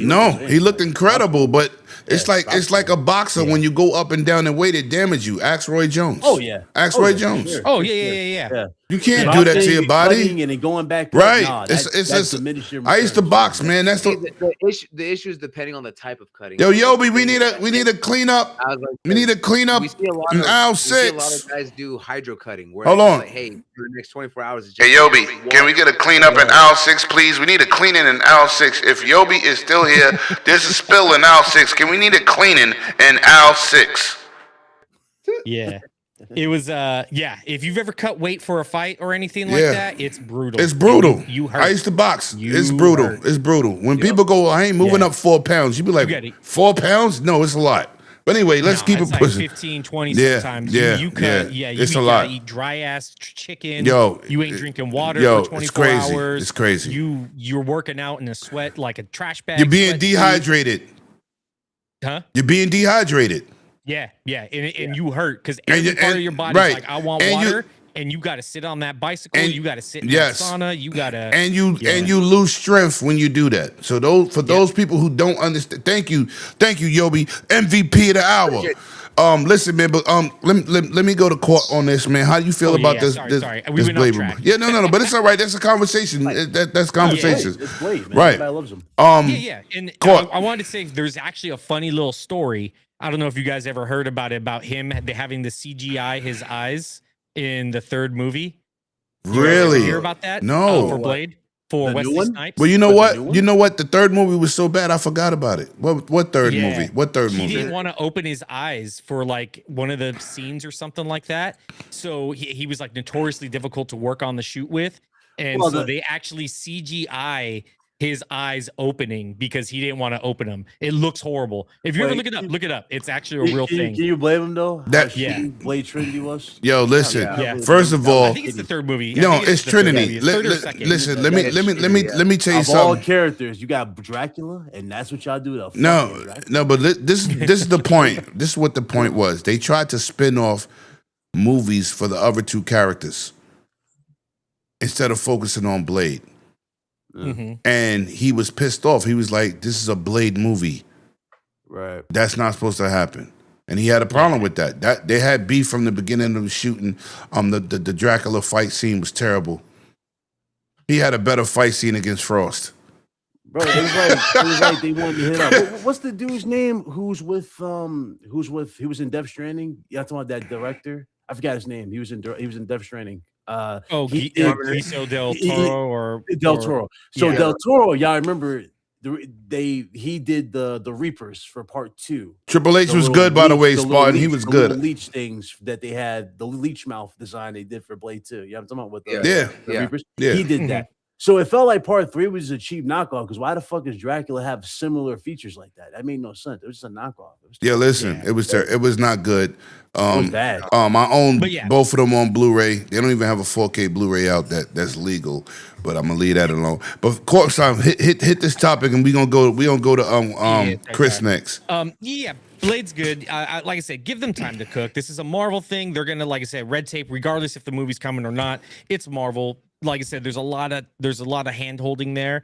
That probably Arcane wants to do something, but they're gonna get held back a bit by Marvel and their red tape. So let them cook. Like I said, the more games have time, and you let developers market the game and show them the way they want to show it.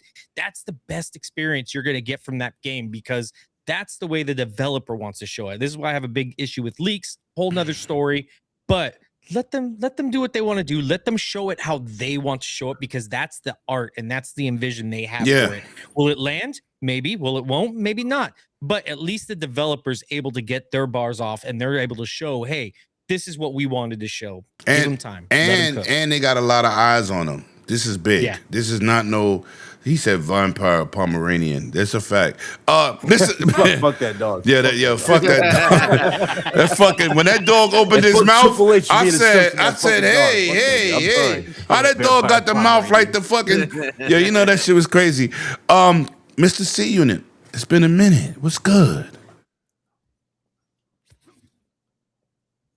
We don't hear you. I'm not there a you big go. superhero fan, so Somebody shut his mic off. Yo, you're going to be writing for nosuperhero.com. Like Seinfeld, is this your which shit? is crazy because King, Oh, King, Cog, Sav. They're big Comic book superhero dudes, guys, right, Marvel, right. DC, all Yup. those people. Not me. However, if I were to dive into a superhero game, it would be a Blade game or a Gambit game. Okay, But okay. like Lemon said, majority of us on the panel actually do journalistic things, and we're never going to put anything out there that's not true. Facts. Cork almost stole what I was going to say when I seen the Blade topic. Cork said Gamescom. I think Xbox has been building a good relationship with Jeff. I think they're going to show Blade gameplay at the Game Awards. You know Yeah, that. trailer. You know what. You know what. I can go with that. And you know what? Let me say this about Jeff. Let me tell you how I met him. 2018. Remember that game Below? Oh, yeah. Okay. Yeah. Sea of Thieves was just being talked about. They had a big booth. They was giving away these big ass cups. I got one. It's somewhere around here. Somewhere. We'll talk about cups later. I'm gonna say this for the record. I walked up on this dude. Jeff is a little bit taller than goddamn Bloody, which doesn't mean a lot. And no disrespect to Bloody. no, I was like, I got to meet him. You're not wrong. I was like surprised. I was almost eye level with that dude. So when I walked up on him, the sun disappeared, and he looked. I was far back on the stage. He looked up at me, and I said, "Jeff Kelly, my name is Lemon. I got a channel. I'm just out here getting this content. I had just did the interview for the accessibility access controller because nobody was covering that. They had 3 interviews for the whole day, Court, and I was one of them. I was the first one. Nobody wanted to talk to the people about the controller for people that is disabled, which was crazy. Which was crazy. Yeah, so after I did the interview, he kind of was looking at me like, okay, because he saw me asking all these questions. So I just introduced myself. He wasn't who he was back then because E3 was still lit. Remember, this is 2018. Yeah. E3 was still lit, and he was like, oh, he was on some channel back then. I forgot. Don't give me the line. Don't get me to making up a name.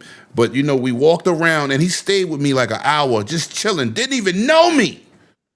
Just seeing me work, interview the developers from Sea of Thieves, and then we walked into Below. The shit was on a TV in the corner by itself with nobody playing the shit, which I thought was crazy.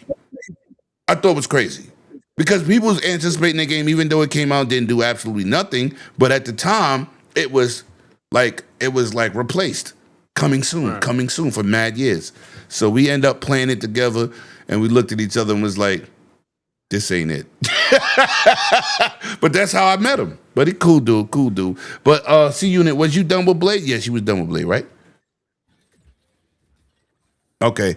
Okay. To our other surprise guests. Yeah, I don't have a lot to say about Blade, but I mean, you said it. You said you're not a superhero fan, but this will be the game to pull you in. That's Matt. Listen, there's always something to pull you in. Just like I said, Attack of Titan when Court said he had, the history with it. I'm like, well, I tried that shit. It didn't do nothing for me. Oh, don't get me started with Attack on Titan. We got that game too. That shit look clean or something, man. Don't start. Yeah, we're not gonna start. We're gonna stay with Blade because you late. I'm saying, don't do that. But talk about this Blade situation, bro. How you feeling? And when do you think we might see it? Well, I mean, the Gamescom prediction is not bad. I could see a trailer. I could definitely see something like being announced. Just let you know, yeah, it's still in the pipeline with like more soon at the end of it. You know what I mean? To end it off. But I'm hearing that it's next year. Next year, you're gonna get the full effect, like gameplay, all that stuff. So it might be a mixed bag. You might see a trailer. You might see a trailer there, and then you get the full reveal of gameplay and all that. They might start their next Xbox show off for the next year with that. So depending on what they do. But as far as like, all the doom and gloom, it's like, bro, I wish these motherfuckers just come to this event. If you came to this event, you would know there's no doom and gloom. You would know that there ain't Yeah, shit. shout out to P Lump. I said ain't no goddamn console warring. Shout out to P Lump. But it's cool though. I don't think nothing to worry about at all. I mean, shit, we gave Emmy Hennig all this time to show something for her shit. I mean, I don't understand why we're asking a little bit more for this. It's a crime. All right. So. Bloody man, touch on his blade so we can keep it pushing. Yo, shout out to the chat, man. Y'all been awesome. I see everybody super active in the chat. It's greatly appreciated. My brother back from the dead in here. And like I said, for the members only, I got 4 things to give away. They all the same, but they're different generations. Let's keep it pushing. Let's go, Bloody. What we talking about? Like you, I said there was only 3 things that I wanted from the showcase. I was like, Blade was not one of them because I didn't think that Blade was going to be at this case. I felt that it's going to be we're going to see more of it within the next 2 years. Personally, I don't know if we'll see it this year. I was like, but definitely by next year, they have to show something because I was like, it was going on the point. The same thing with State of Decay, that it's been almost 4 to 5 years since we've seen much on it, that they needed to really show where they've been, especially since earlier this year, they announced that there's alpha testing going on for it, right? Yeah. We haven't heard anything much coming from Blade, especially from Arcane, meaning that they're nose down to the grindstone on it, that we're going to see it in the next year or so. So I was, as much as you were hyped for it, I was like, I didn't feel that it was going to be seen this year. Yeah. I was like, and the thing is that we've seen this happen. I was like, there's projects that get announced and then they maybe stick around for a couple months to a year, and then they're just quiet for a couple years before they pop back out and say, hey, look, this is what we've been doing since you last saw us, right? Mm-hmm. And I think once Blade does hit, it's gonna show off. I was like, because we've seen rough starts. Look at the big leak that happened in Wolverine. Everyone's like, oh, this shit ain't it. And now look at when you actually give them the time and stop being an asshole and trying to ruin things for people. When it comes out, when it's ready, everyone's like, yo, this is the shit. That's what's going to happen with Blade. I was like, once Arcane is set and ready and be like, trust me, y'all are going to want to see this, they're going to cook with it because of the fact that Arcane has always been so talented with the stuff that they do. I was like, people just don't respect the history that Arcane has, especially with what happened to Arcane Austin. I was like, and everything else, because look at how great Dishonored was, but people don't understand immersive sims anymore, right? So I think that they're having to take a whole different direction with how they're going to do Blade. So all I know is that when that game is shown, and I was like, and I feel it's going to be in the next year, it's going to be well worth the wait that we've had. Just like I personally felt when we saw State of Decay finally revealed after years. Okay. Okay. All right, let me get to this super chat. We're going to keep it pushing. Shout out to my brother P Lump, man, the MVP of the hour. Yo, P Lump, man, I want you to feel better. You should have been here. Let me say something about this dude before we move on, man. He said the console war is only heating up. No, well, you know what? They just reloaded, my boy. But you know what? Let me say something. I sat there and when you give somebody an opportunity or you provide an opportunity, this is what I'm gonna say.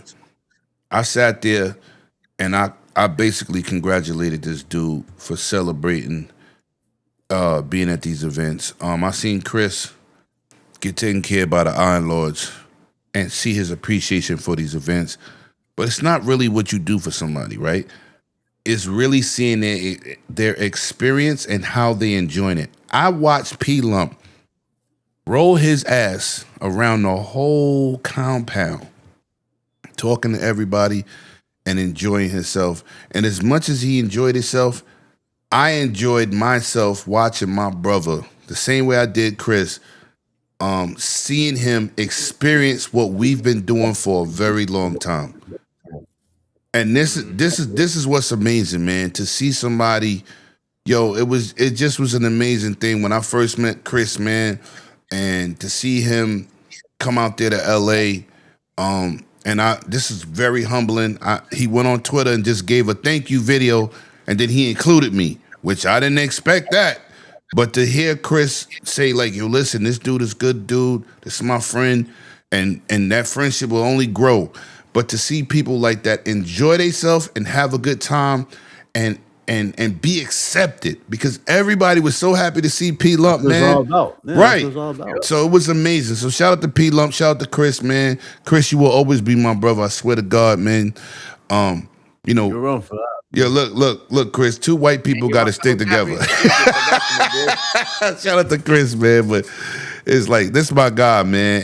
And to see these guys come out there and just be part of the team, we need more people like that. We don't need these other weirdos outside, but we definitely need people like that. Like Court, man. Court. No, it was a full circle moment though, and this man was really crying at the event when he saw me there. Hip hop gamer. That was a full circle fucking event. That dude, that's my brother, man. Yo, he made me sit in the front. He was all the way in front. We was all the way in the front. Yo, he grabbed me.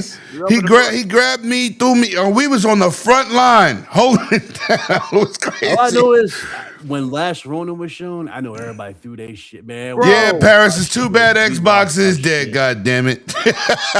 You know about that. I was like, I was excited for that because of the fact that this is going to be Platinum Games without Hideki's nonsense. Exactly. Yeah. I was like, because I tell everyone, I was like, Platinum is skilled because of the developers, not because of the person that everyone idolized. I was like, Hideki didn't do shit. I was like, he was just a face. Yo, I was like, he was never Bloody will tell you, I don't like that dude. Do I, Bloody? No. I hate that dude. Yo, I'm telling you. Do I respect his history? Sure. Nah, I don't. The fact is that he was never a good director because every project that he was attached to, he was a producer or a co-director underneath one of the better ones, which was Shinji Mikami. Was basically getting credit. I was like, everyone else just gave him credit. Like they're just like, oh, Platinum Games. Hold on, Bloody. We can't get off topic. Like, no, Bloody, breathe. We got to keep going. We can't keep talking about that widow. But no, I was like, but the fact is that Platinum doing it with their history of action games has me hyped as hell. Wow, my boy Paris in the chat it's the way showing out. We saw the sewer, we saw this. I was like, oh wait, hold on. Shout out to Paris, man. Let's continue, man, because we got a couple more topics. Then we're gonna get into Xbox Showcase. That's gonna be the bells and whistles. These are real quick topics. Stellar Blade with no Switch support. Corkenstein, he touched on this, so I'm gonna go to you, Chris. We know we know they're a smaller group, but Xbox players went on a rant and they said, they gotta cook. Like Court, he pulled out a great point. They started a new game, they just doing a port. They gotta they gotta cook. So how you feeling about the whole Stellar Blade not on Xbox, and when do you think we're gonna see it? That's the key. When do you think that?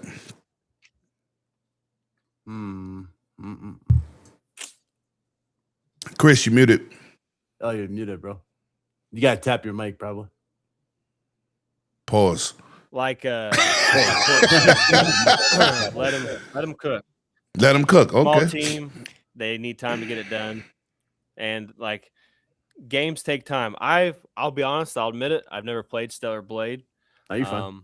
I'm interested, just haven't dived in for some reason, but I think it'll be announced that there will be an Xbox port next year sometime. But small team stuff takes time. Okay, Bloody, touch on that, and then you go next at when Bloody's done. So bit. y'all know that I'm a big fan of Shift Up. I've been supporting them for years on their mobile side. I was like, so to see a team that made dedicated mobile titles go into console making, I was like, is a big step up, because you're talking about a team that originally started with 50, right? Because it's easy to do just mobile titles, what they did, Destiny's Child and Nikke, Goddess of Victory, but to go into a full production for a massive title like this, I was like, it was great that they had the supporting and got the funding that they needed from Sony, but to expand, it does take time, because one, they have to start really ramping up those teams. One of my boys from the dedicated group, or one of the very dedicated Japanese fans groups that I'm very active with, that like to put out their request. Shout out to Johnny. He was the one who messaged, or he commented on the tweet from the publishing head over at Shift Up about asking if it's possible that we'll see a port. And the fact is that, like I said, going from mobile development to console and larger scale development is not easy to do. So the fact that they said that while it's not impossible, it just needs time, I completely understand that, because you're talking about the same kind of growth that we've seen with all these other indie teams that go from very small titles to making something big. It's not easy to ramp up, let alone to understand the scale and going from totally different architectures. I agree with Chris that I think that in a year, possibly we'll see something coming out. I was like, right now, if they're focusing one at a time, it makes sense that they're going to go for some of the more popular platforms, whatever, right? Something that, or maybe they got help from Nintendo to do the development. We don't know how it works on their end. We've seen it on the back end with others. I just think that within the next year or so that we'll see it, especially because of the fact that now after they reveal that there's a sequel of Blood Rain coming out, they're going to want to ride that hype and really get that out to more platforms. So that way they can get used to streamlining that process to where they're able to develop for more than one platform at a time, which helps them to really be able to catch all the revenue when it's hot, not when it's simmered down and there may not be as much interest. So I really hope to see what Shift Up has coming up next, because y'all know I have it. I already bought it. I bought it day one on PlayStation. But I waited for PC because I would rather play where I'm usually on. Okay. Because my PlayStation doesn't always get enough action time if I'm not creating content. Well, I was gonna. You gotta treat her nice. She'll get action. You know? Well, I was gonna buy it on PlayStation. I get plenty of action. I don't gotta treat nothing nice. But once I got my Super X, I wanted to do a high end. I wanted to do a high end review and capture some good 100 and something frames. And so I waited. I waited for the PC port when it was announced. And yes, it's a beautiful game. And the modders on PC. Thank you. Oh, they're gonna go crazy. Thank you. Go crazy. No, they already, they're gonna be crazier. But anyway, go ahead, Big Cloud. Go ahead, Big Cloud, and we're gonna move on. We're gonna move on. They're gonna go crazy. They're gonna have a field day. Listen, they're gonna go dead or alive volleyball. Yeah, pretty much. Yeah, pretty much. All right, go ahead, bro. Touch on this, man. No Rumble Roses. I'm just saying. Go ahead, touch on this, man. Touch on this so we can keep it pushing.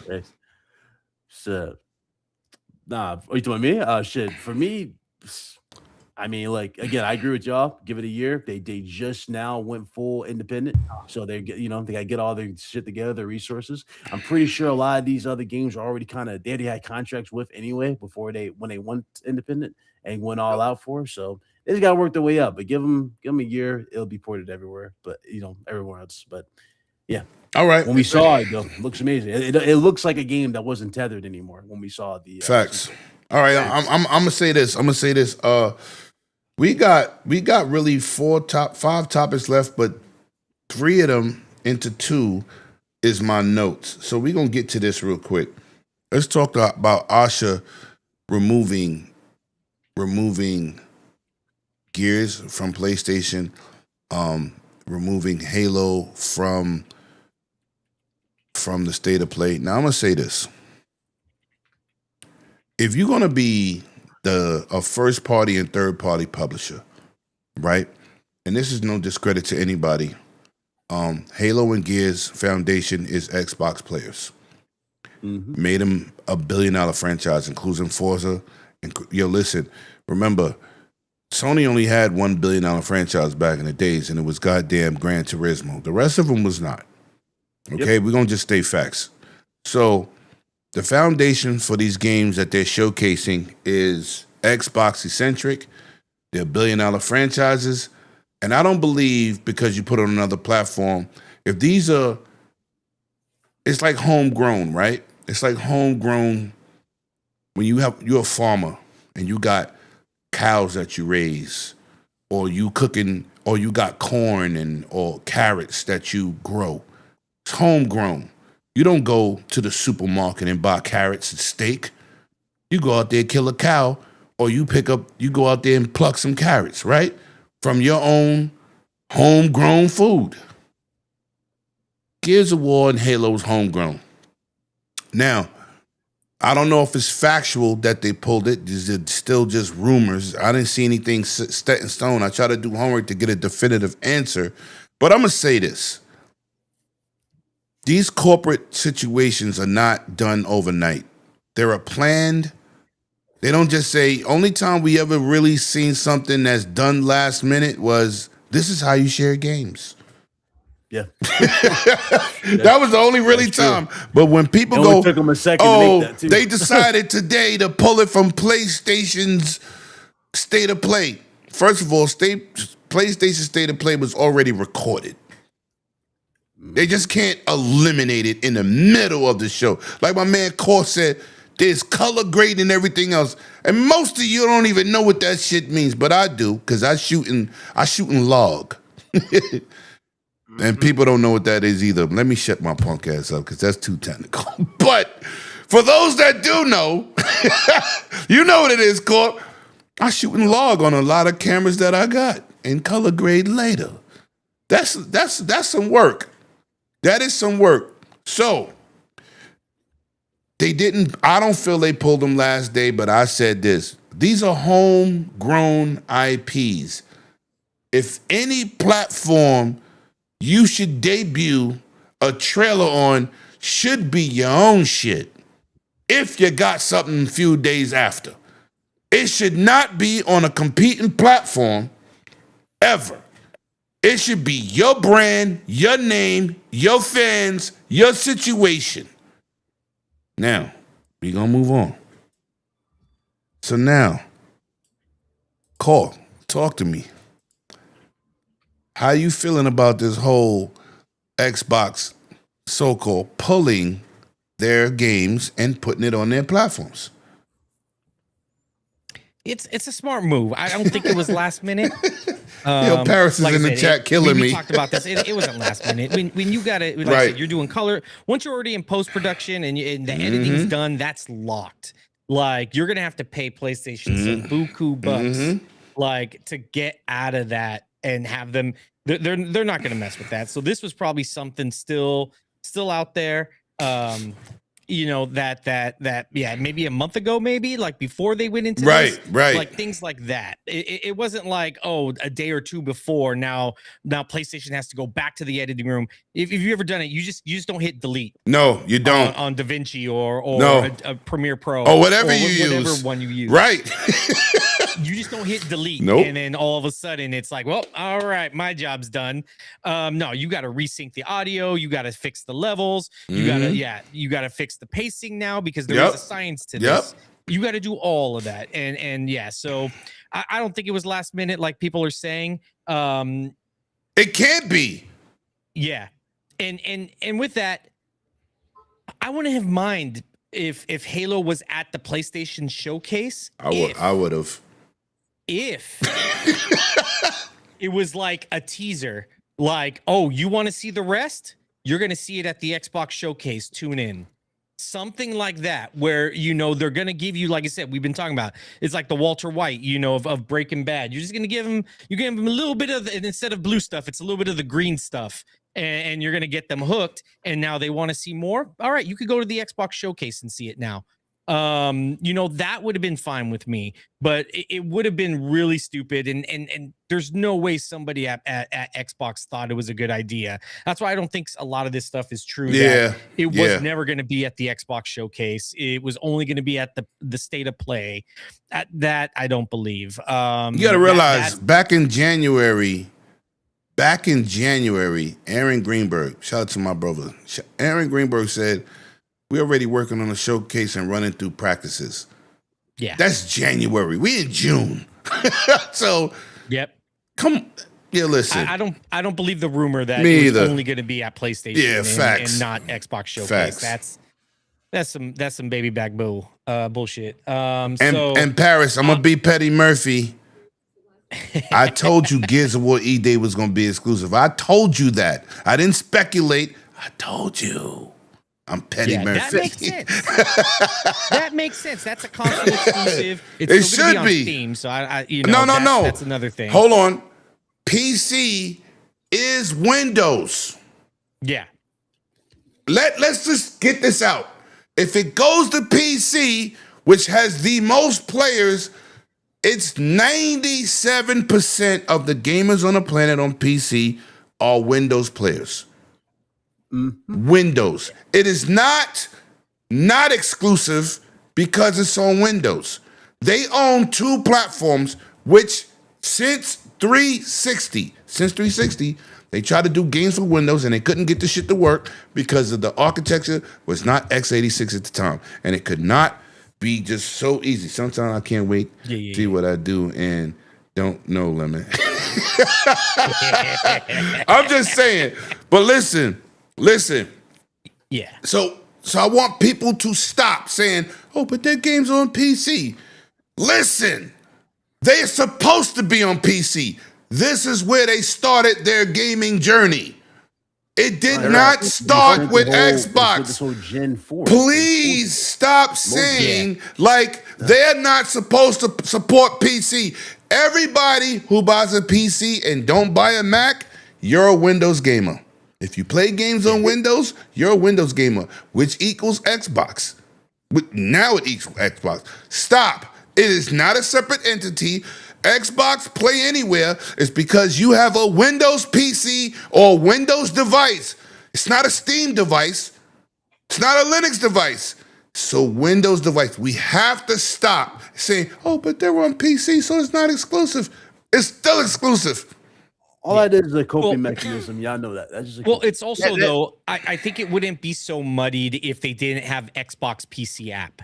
Like when you're bringing your own storefront and stuff like that, I think that's where people kind of muddy the waters a bit. It's the same thing, whether it's on Steam or whether it's on PC. You know, the only reason why Xbox PC app works is because it's natively installed on every single PC. But they also made the UI very similar to what the console was trying to do. That's what they're trying to do. Is they're trying to make a shared experience across, which is why it's working.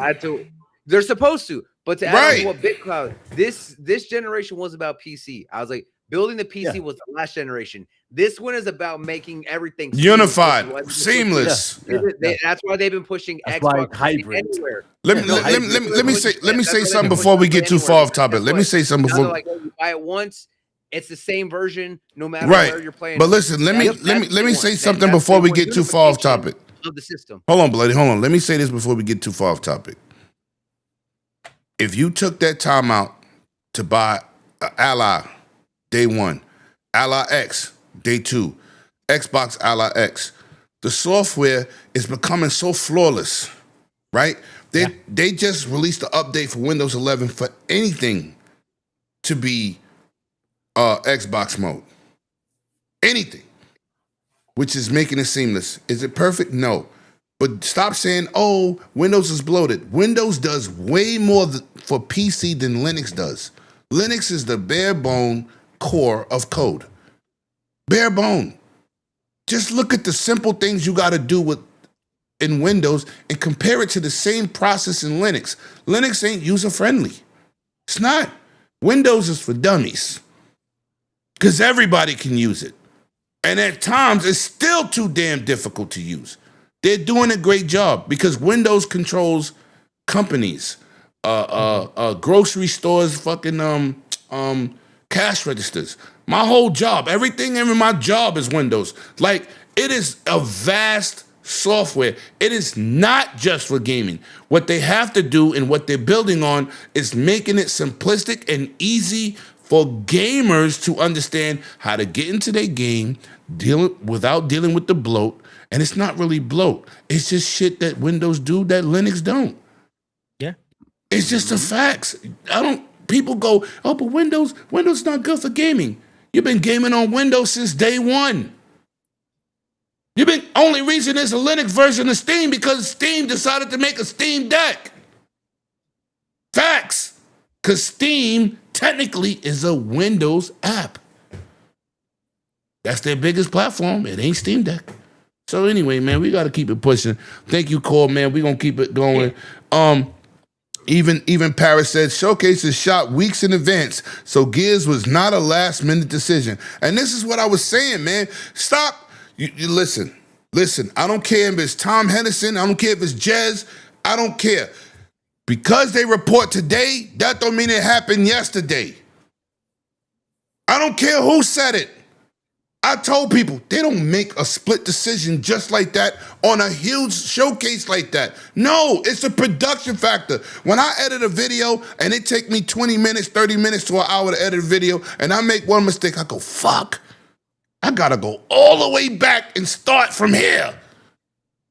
Imagine a showcase which is scripted. They're reading off a teleprompter. They got to talk to different camera angles and talk about the games, what's coming up next for about an hour. You think that's an easy work? We're not going to even get into the color grade and all that other stuff. Let's just talk the basics. Things don't happen like that. And what kills me, like we do here, when people go to talk about these situations, they try to make it so simplistic. Paris had a conversation about him hosting for Microsoft, and I told him he got me cursed out because people thought he worked for Microsoft, and he doesn't. And he told us, like, the time spent, what it takes. People don't even understand it. You think he just gets up there and fucking freestyles like a fucking battle rapper? Like, no, this stuff is scripted. It's written. You have to know what we're talking about. It's not as simple as what you see displayed on the final product. And that's what we have to understand. That's why when I seen these articles by these bigger journalists, I said, why are you making it look that simple? It's really not. It's really not. What are we doing here? You think this is some fucking, this is $1 trillion company and $1 billion company. You think they just say, you know what? We're going to get Loaded Lux and he going to freestyle the next game. We're going to get 50 Cent to freestyle this next game. No, it's scripted, and they're trying to deliver a message to you to get you to buy, to get you to be in tune with their product. It's a scheme. They have PR people. They got all type of people working to get your attention, to spend your money. So nothing is not planned. So please, we got to temper our expectations and just. Wow, that's crazy what Paris just. I just looked over to the screen and was like, I don't even know who he's talking to, but I'm not responding to that. When I was in college, so did I. But anyway, but I'm just saying, I want people to look outside the box, do some homework, and stop taking everything for face value. These things take time. It's not they don't just wake up to say, you know what, we're going to drop the price of Game Pass today. No, it's strategic. But anyway, Big Cloud, man, then we're going to go to you, Mr. Unit. The removal of Gears and Halo. Gears from the system, Halo from their press conference or their showcase. So, I mean, this is what dudes wanted for the past couple of years, right? Dudes Facts. been coming at us. They've been saying they want Microsoft to quote unquote compete. It brings out the best PlayStation. Okay, so guess what? They went back to the very thing. They cut off access to you. It's crazy. Okay. It's crazy. Now, I'm happy. Listen. Again, I saw it live. I was very happy with what I saw again. The fact that it's going back there, they're pulling the reset button. I mean, shit, listen. It started off on Xbox, so hypothetically, it makes sense to end on Xbox platforms. That's simple. Now, people, people are against more people being able to play. That's just the internet now. So now you got to go and buy an Xbox. You got to go pay $600, $700, whatever the price is for an Xbox to go play this. I mean, that's what y'all want, right? That's what y'all want. Yo, So go right ahead. Shit, 600 sounds like a discount today. Shit, 900 for a Pro. Yeah, my Super X went from 21 to 25. Yeah. I mean, but Yo, bloody looked at my Super X and said, "Yo, that's nice." Cause he came to my room. He said, "Yo." You showed me what it was, and he told me how much it was. I was like, God. It's rough to be a high end gamer. It's rough. It's rough out in these streets. And when you tell me how much you paid for it, but it's a monster. I could do anything with it. Ray trace games. I could export my videos in 30 seconds. It's a monster, but You gotta But pay how as you far as weigh. everything else is concerned in regards to it, because I know a lot of people had questions. Because Mhm. we saw a whole bunch of ports. Mhm. We still saw PlayStation logos at the show. But keep in mind, all this was deals made before Before, Astro even took yes, over, and yes, they had to honor these deals. Otherwise, of it's thing called course. lawsuits. Yeah, of So they had course. to honor these deals. But yeah, no. Enjoy the last list of games going, because people are against others being able to play, which is ridiculous at this point, especially with the economy as well. You having options is not a bad problem at all, especially for these studios. Yeah. I'm not going to talk about Soros. We know how that ended. I'm not going to get into it. Yo, listen, don't man. care at this point. I don't even respect the PlayStation community, the only community, because I have a PlayStation 2. I don't respect them for not buying Saros. I just I can see them not buying what's the name? What's the other version of it? Oh, you talking about that Returnal. I can see them not buying Returnal because Returnal is very hard. But Saros is not. They the It's same not. concept. They cater to you in Saros. Right. They cater to your practically give you Saros. everything you I don't need even in want to Saros. hit. I don't want 2 weeks, 300K, man. Y'all gonna get house mark shut down. That's what's gonna happen. You know what's crazy? They're giving impression that they are, because the league is starting up another team. And Yes. I'm like, Yes. no, listen. If House Smart goes, I don't want to hear shit. You know what? anymore Microsoft from buy anybody them. about You'll buying get to you'll support get them. I you'll don't get wanna hear it. them 10 cents Bro, on the dollar. If it happens, I want everyone who said anything to just shut the hell up and deactivate their accounts, because y'all are the reason a team that was talented and was making some cool concepts, Great. Yo, right, listen. and some really unique games. Yep. And y'all didn't do shit for them. Yo, And listen. y'all over there talking all this. Oh, Xbox don't play any of this. Well, all your companies and stuff supporting them. Shut the hell up. I was like, your own teams got shut down because y'all don't support them. Facts. Okay, listen, Chris, man, how you feel about this situation with Gears and Halo? He's smiling. You ready? Xbox console exclusive. Day one. Game Pass. Why are we doing this? Why Want you to pulling play up the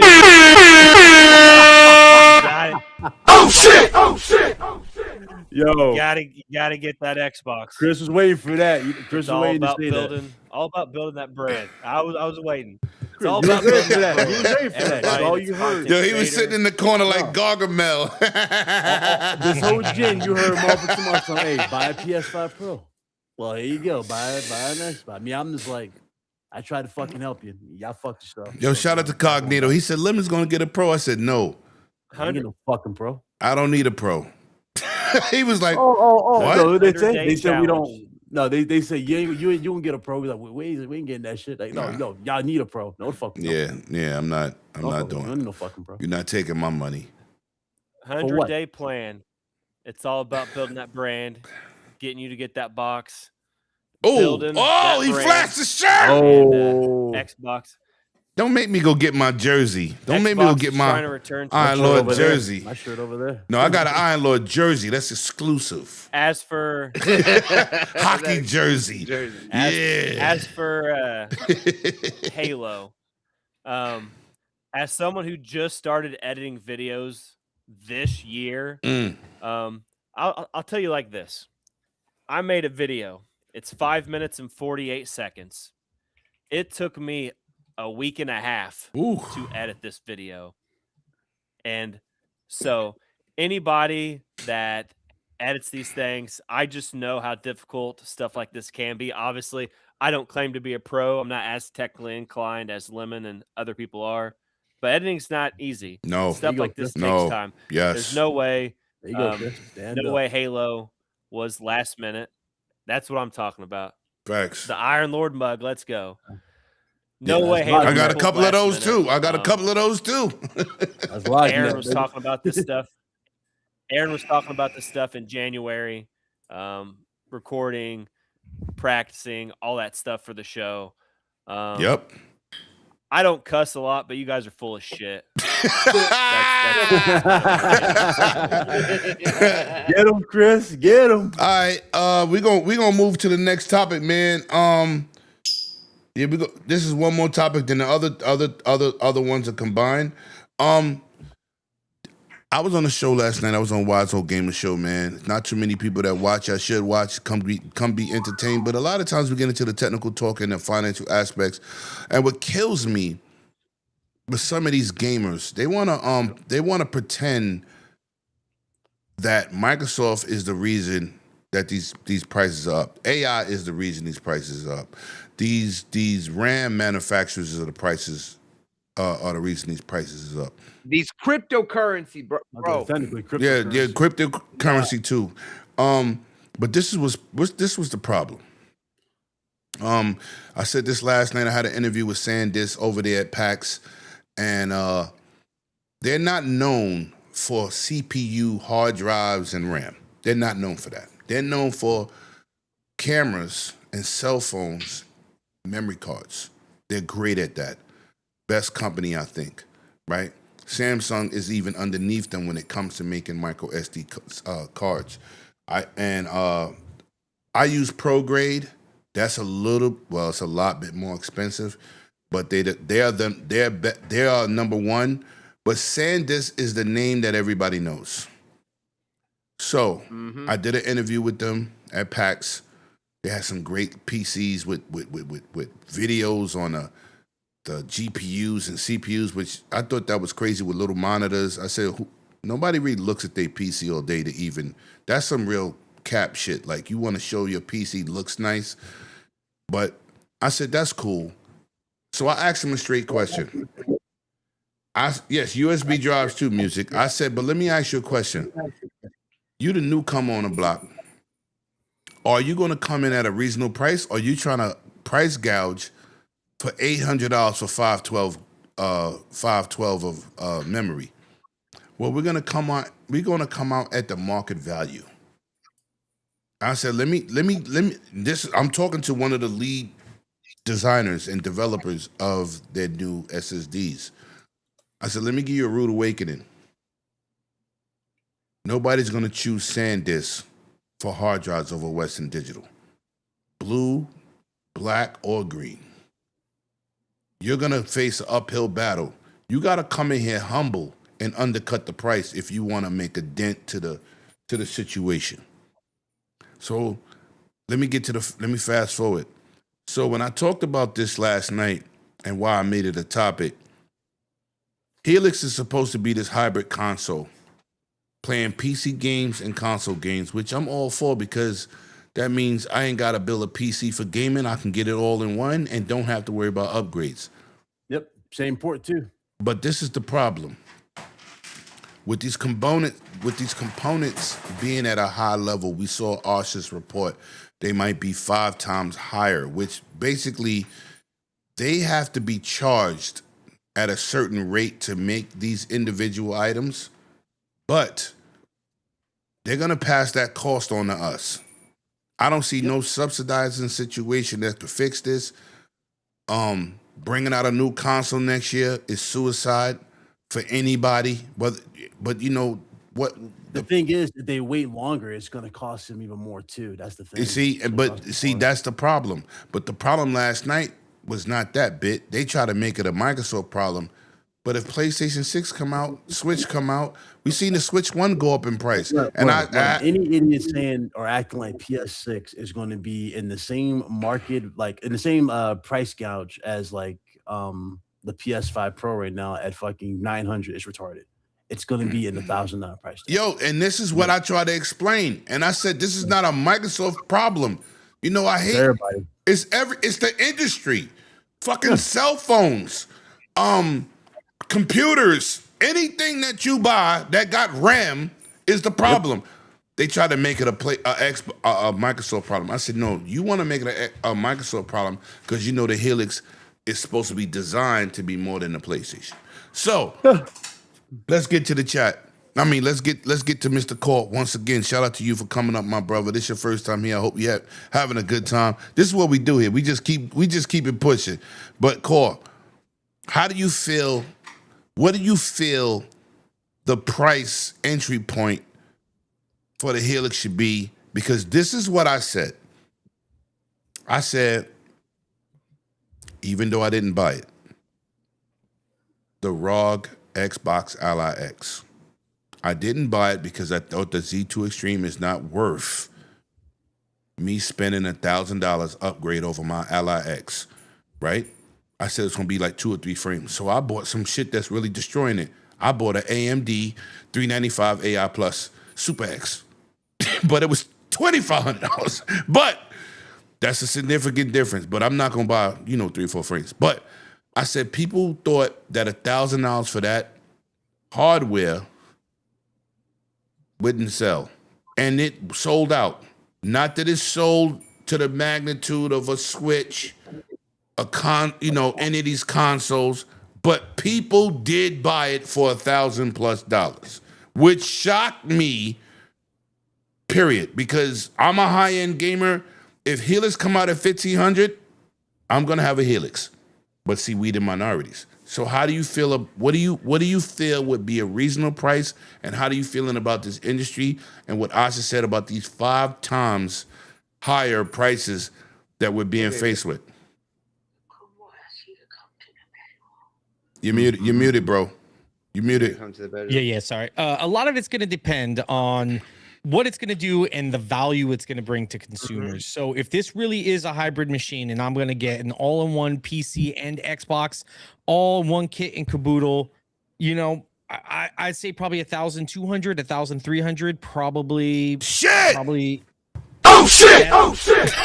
That's probably somewhere, even probably higher, depending on the specs that they want. Because remember, they've already done the prototyping. If they're looking to release next year and they're already doing the hype, I got my Helix hat on right here. If they're already doing the hype and marketing, it's probably going to be next year. Oh, it's next year. Y'all got the hoodies and everything. They're not. Yeah, that's usually how it works. When you get shit like that ahead of time, like that, and they will start manufacturing in March. They will start manufacturing in March. Yeah, they already have this thing prototyped with the specifications, with the hardware, everything like that they want already. Unless they're going to say, you know what, because of this, we're gonna push this back and maybe go the next year after, and we're going to redesign. That's a possibility. Technically, that wouldn't ruin their Helix naming. It wouldn't ruin any of their marketing yet. They just got a little early ahead of the game. But I could see them doing something like that depending on pricing. But like Bit said, the longer they wait, it's a gamble. We don't know when this AI bubble is going to burst. Yeah, they need to bust that bubble. If it's not going to bust and it's just going to keep growing and growing and growing, it's going to get higher and higher. Yep, it's just going to keep getting higher and higher, unless they're looking to start hedging their purchases now. So that's what some companies do. It's called hedging, and they'll buy at a price for today, and they'll set a contract for, all right, we'll pay $500 per unit or whatever, and for an order of like for 3 years, 4 years. And that's going to be our set price. So unless they're already starting that, they should have started that once they already have it prototyped. They should have started that last year. But maybe if they're not at that point yet and they're still redesigning to the last minute, then they may be a little screwed on this. That's why they're saying 4 times, 5 times the price of what it is. Yeah. So right now, if anything, they probably hedge their bets. Or hedge their prices with these consumers and this stuff, and they'll release next year at a fixed price. That's what I'm assuming. But I mean, we'll see. I mean, this industry has to burst, and that's why I'm skeptical on what PlayStation can offer and where Nintendo's going to go, because Nintendo was the first to take the hybrid leap. People may debate on what it is, but it is a hybrid console. Hold on. No. We can't do that. No. The first system to do the hybrid leap was this. Oh, that old thing. Forgot about that. The Shield. Yeah. Shield Portable, 5-inch screen, Tegra chip. Built-in subwoofer, built-in analog 6, HDMI, headphone port. Switch 1. Pretty much. Switch 1. Yeah, I agree. Okay.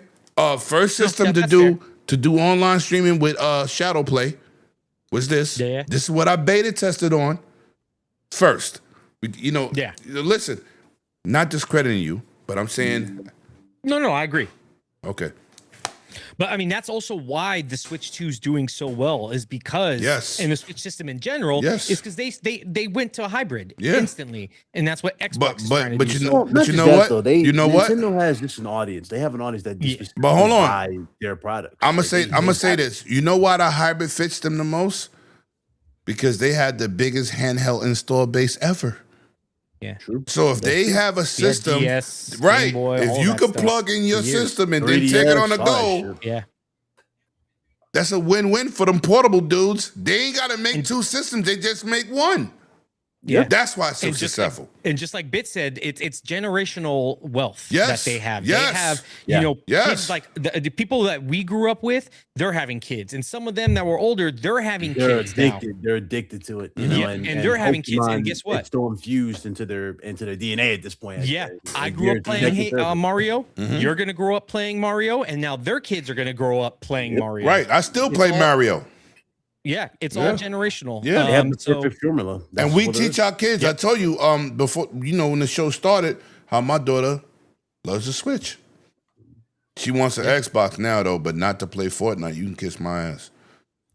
I'm not buying an Xbox price for you to play Fortnite. I'm just gonna buy a dock and plug your Switch up to your TV because I got one dock. I'm not buying a Series S.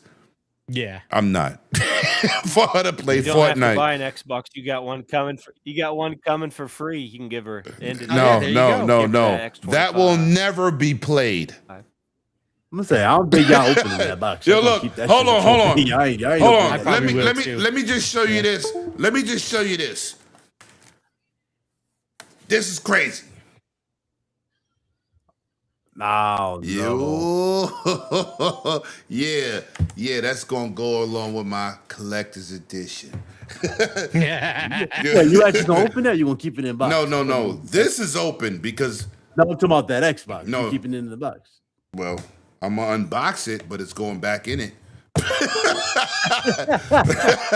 It will. She was like, "Yo, look." I showed her. I said, "Look, Lamani, you know this, that, and the third. Your daddy's getting one because of this. Hold on. I was gonna show. I'm gonna show this off. You know what I'm saying? If your past says this, if it says this, then you get one." But she said, "So, Daddy, give me yours." I said, "No, that's not for play." That's for look. Right, that's for look. Like everything else. Like I got 70 controllers. You think I use 70 controllers? No, I have them on display. Yeah. No, we don't do that. But anyway, continue. I'm sorry. No, you don't. And you're right. Yeah. So that's just is what it is. So unless Xbox is looking to push the next gen back and they're going to redesign what Helix is, if anybody can do it, it's the wizard Jason Ronald. That guy is an absolute genius. So if he is looking to redesign in any way, shape, or form, it's going to be him, and he's going to nail it.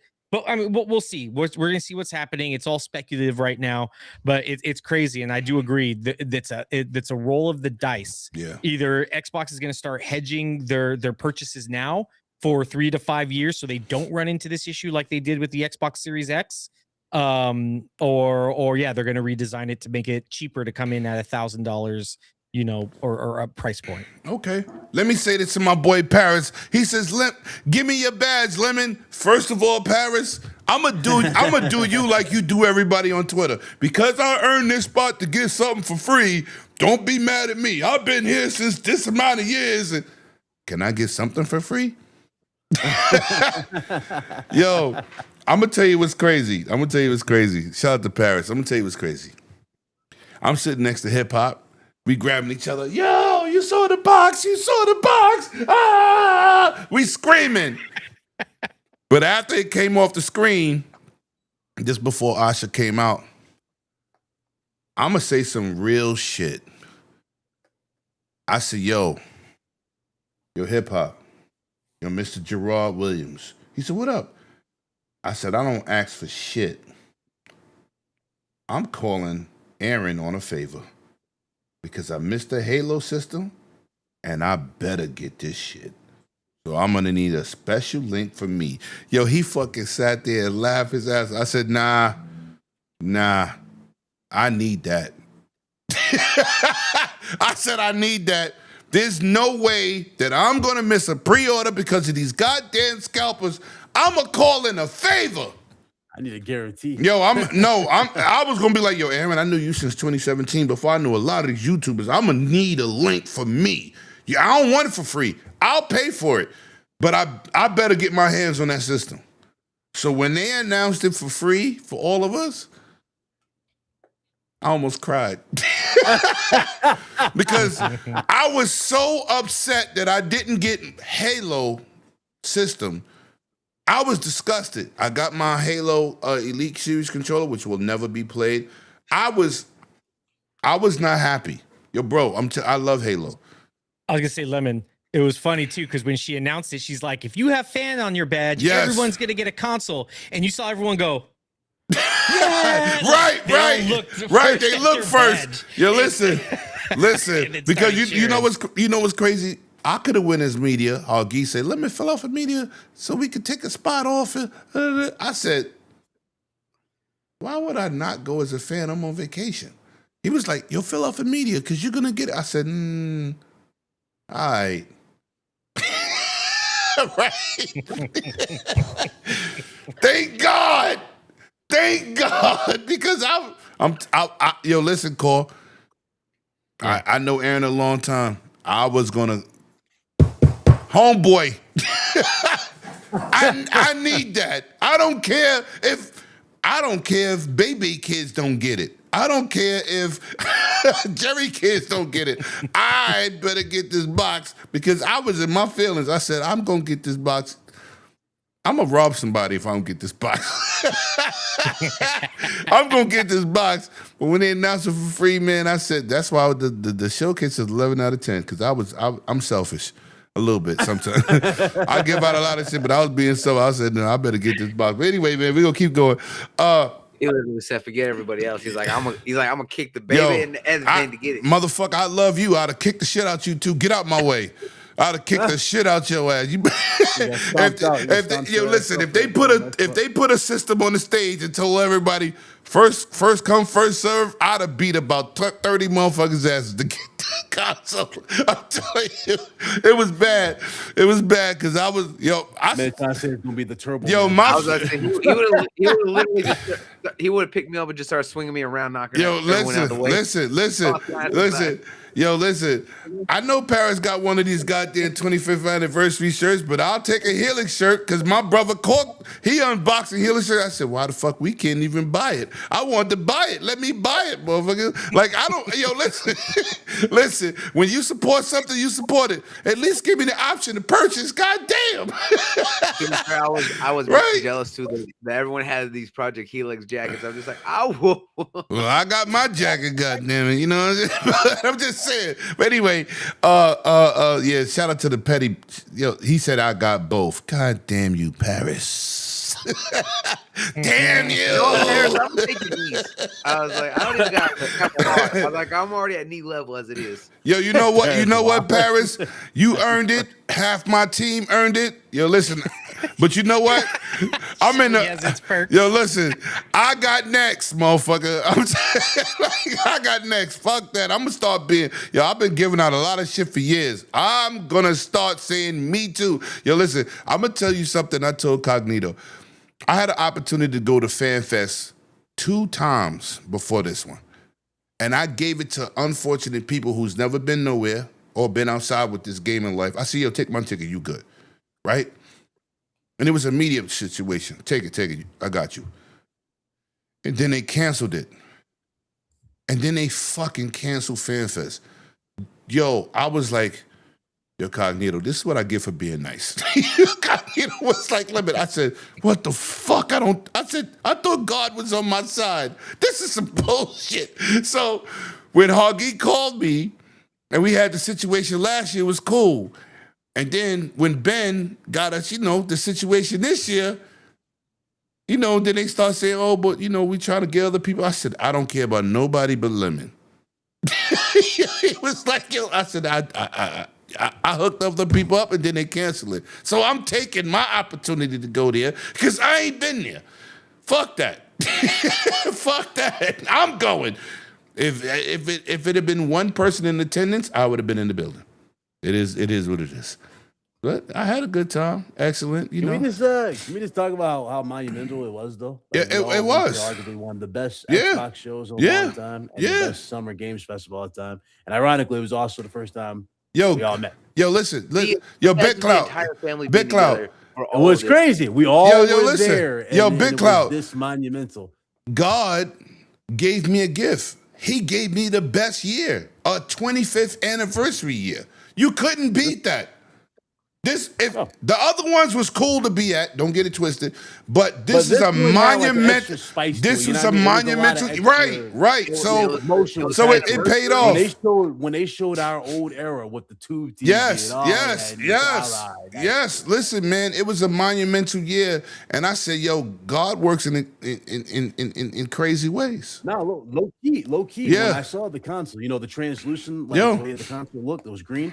It reminded me. Y'all remember the Mad Catz light guns? we Yes. had back in the day? It Yeah. reminded me of the same color, same vibe as that. And I was like, damn, that legit took me back to the 2D because that was my shit. I used to play House of the Dead on my Xbox back then. Man. All right, listen, man. So let me shut my punk ass up.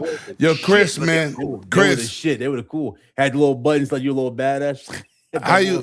Hold on. Yeah, but I mean, they broke. Hold on, easy. bloody. Hold on. Breathe. You and Big Cloud breathe. I ain't never tell Big Cloud to breathe. You two breathe. C-Unit, man. C-Unit. Helix. What you feeling about in price and momentum, man? Yo, first of all, let me say this too. First of all, please get those likes up in the chat.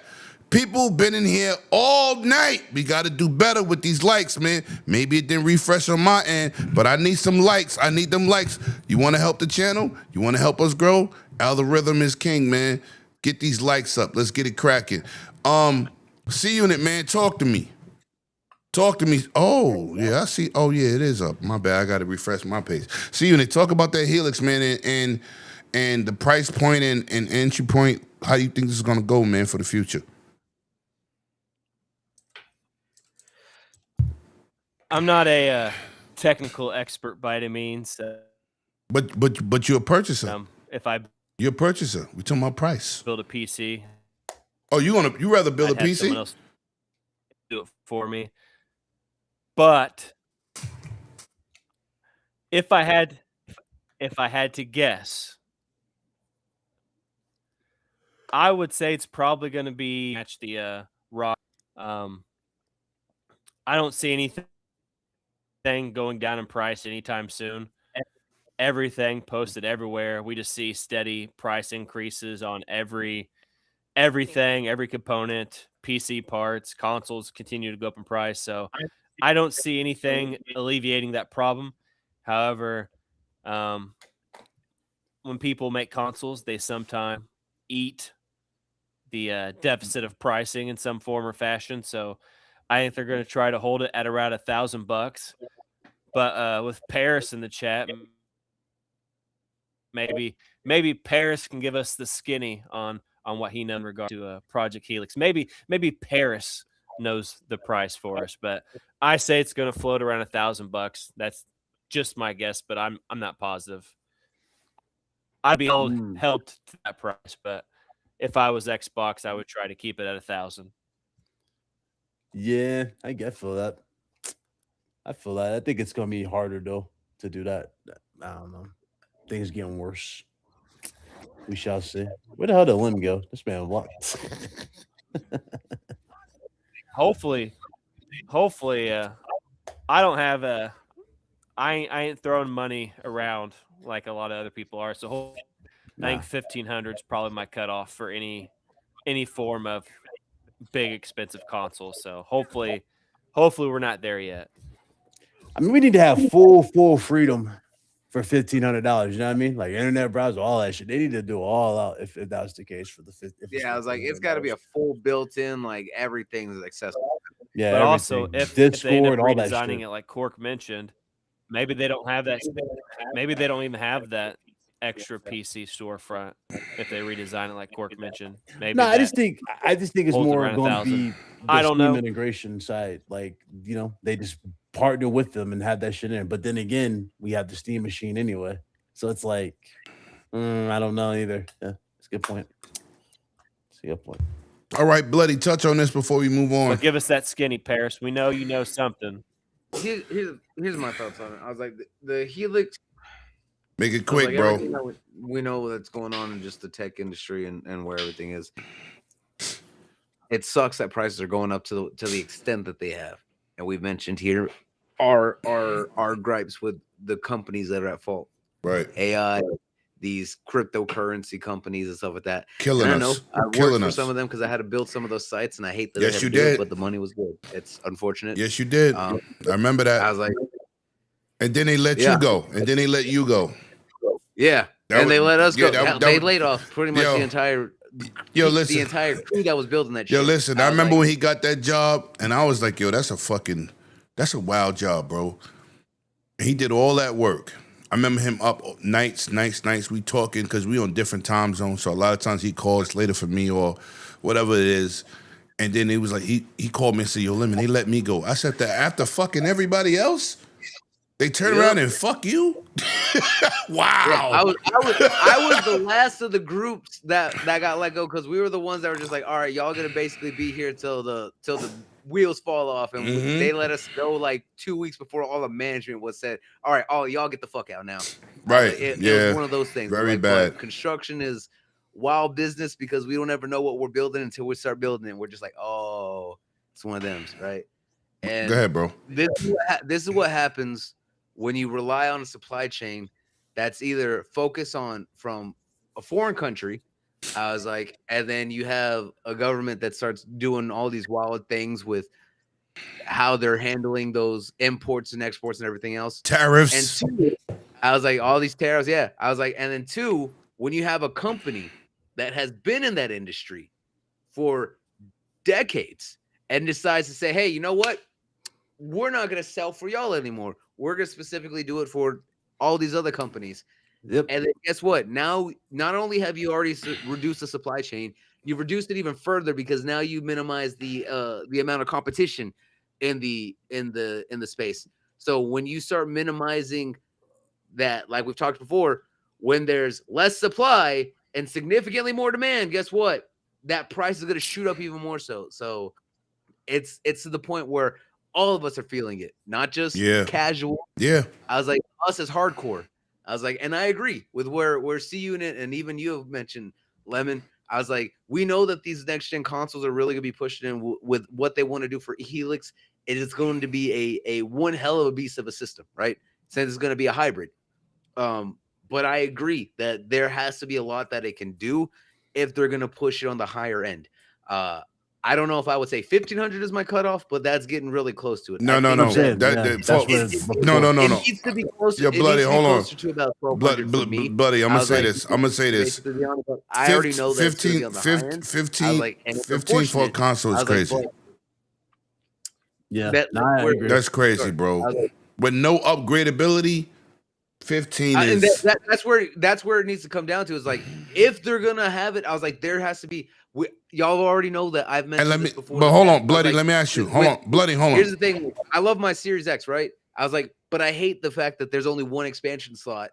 I was like, let alone we don't have any sort of there's no adapter that can allow me to have 2 or 3 expansions cards plugged in at the same time. So they need to be able to have multiple slots or something. Need to be modular. That's the word. Yeah, like there needs to be a lot more versatility. But that's too advanced for casuals, bro. Compatibility. That's too advanced for casuals. Yeah. It's modular is too advanced, bro. This next console, I was like, I'm gonna be 100%. But hold on. It's not going to be for casuals. But hold on. Let me say this. Hold on. Let me say this. I'm gonna tell you why modular is too advanced for consoles and casuals. That 32X, that Sega CD. Mm-hmm. Yo, too advanced for casuals, bro. Yo, listen. Yes. If you want to make that argument, we're kind of already there. Look at what Sony's doing with the PlayStation. So that's the hard drive. No. But once you get, but hold on. But once you get the drive, right? It's just making it a drive-based system. There is nothing else. In the 32X era, you had to birth 32X games. You had to buy Sega That's CD true. games. That's It true. wasn't the same game, right? Because you got people who say, "Oh, I want to collect." First of all, if you're not digital today, you're a dinosaur. I'm sorry. Yeah. You're a dinosaur. I mean, let's call a spade. But Bloody got a lot of good points, but we got to keep it pushing. We got to get to the last topics. People, we got to get. We doing good. We had a lot of topics and we got them done early. But Yeah. All I would say from my point is like I don't know what they're going like if it's $1,200. I'm Oh, you guessing didn't say they'll your probably point. My do bad. My bad. That old school trade-in program. Yeah, I remember that when you trade in your old consoles. They'll probably How offer shit about like this? that. Somebody posted today, right? Hmm? Somebody posted today. They said bring back the program where you trade in? where you could put down a little bit and pay it off like a lease. Oh, layaway. Yeah, layaway. No, not a layaway, but take it home, so it'd be a lease. Oh, I know what you're talking about. Like they did with the the program, start of for series. Xbox it's One. like, hey, if I you, didn't if know. you sign I up didn't for, know. like, it's Right, like a credit, right? right. I was like, you I get didn't it know for it was 20 gone. per month, Right, and you pay it off. right. I didn't know it was gone. So they might have just said that, but I don't know if it's gone. But yo, listen, you got to All get, access, you that's got what it's to, called. you got to, right. You got to get people in there by any means necessary to make it accessible. Microsoft was the first company to come out with that. PlayStation never capitalized all that. Nintendo don't give a fuck. You gonna give us our money up front, but it's like you gotta you know what. Baby got his. You know what? I was gonna get the Xbox credit card. I said I ain't doing that. I got you want to get the credit card because I wanted the nostalgia side of it, but whatever. But listen, man, we got to go on. I'm gonna say this. We're gonna get into the Xbox showcase. We're gonna get into the return of exclusives. But this is something I want to bring up before we get into anything, man. And this is super.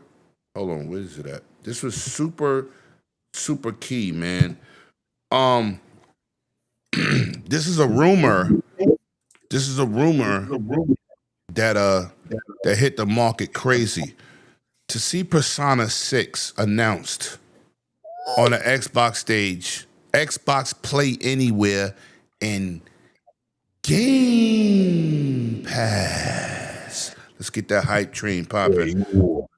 Yo, hold on, where's it at? Let's get that hype train popping, that Game Pass hype train. Let me say this for the record. I don't play the penis demon game. That's what I call it, because that shit is weird. But hey, so Sega and Atlas, listen, I didn't make that, boss. You know what I'm saying? I know. I just give you shit about it. I know, but you ain't giving me anything. There's a penis demon at the end. I'm just saying, if that's the only thing that's on your mind when you think about the game, I think there's something more about you than anything else. Because it's fucking traumatizing.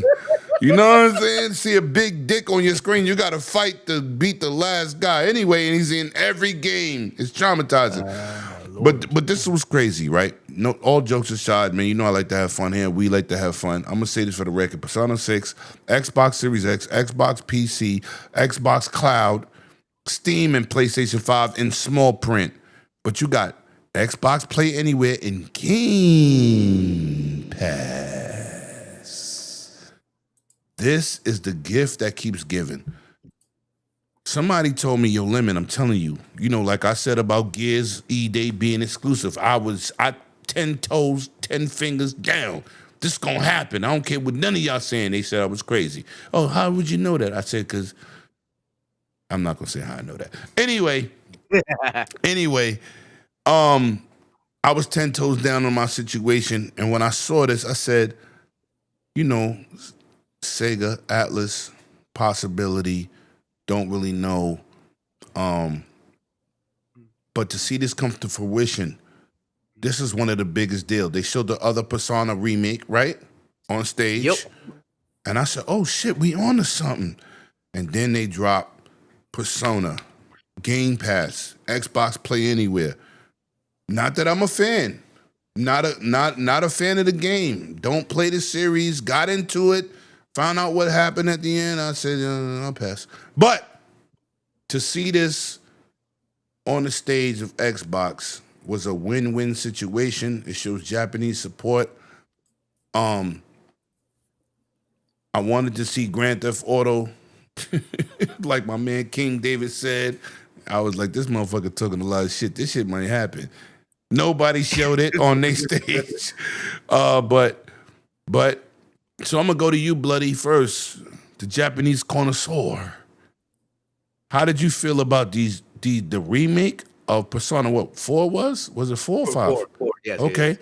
I was like, How did you feel So about this- that this in goes- 6? this goes 6, back further 6 than that, being right? no, I was like- don't go back further. Stay stay So, today, and bro. I'm gonna stay on this, but I'm gonna mention just something right here. Right, is that remember for those who've been following me and Lemon for a long time, even back when we were on GRG. Remember when we first talked about it years ago about Sega appearing at Microsoft's campus? Oh yeah, And how they yeah. talked about the partnership that Yeah. they were working on.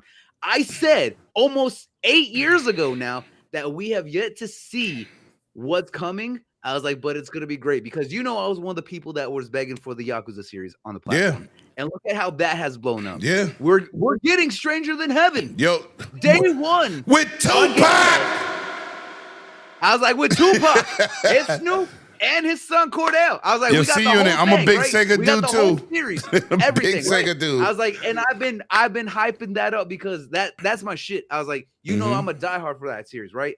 But as the Japanese connoisseur, I was also asking for one of the biggest Japanese or JRPGs out there, which was the Persona series, and really the Shin Megami Tensei series, which is where it all stemmed off from. You don't go too far because people don't even know what that is. Well, that's the original. I was like, that's when SMT is a whole other thing, right? But Persona was the biggest one, right?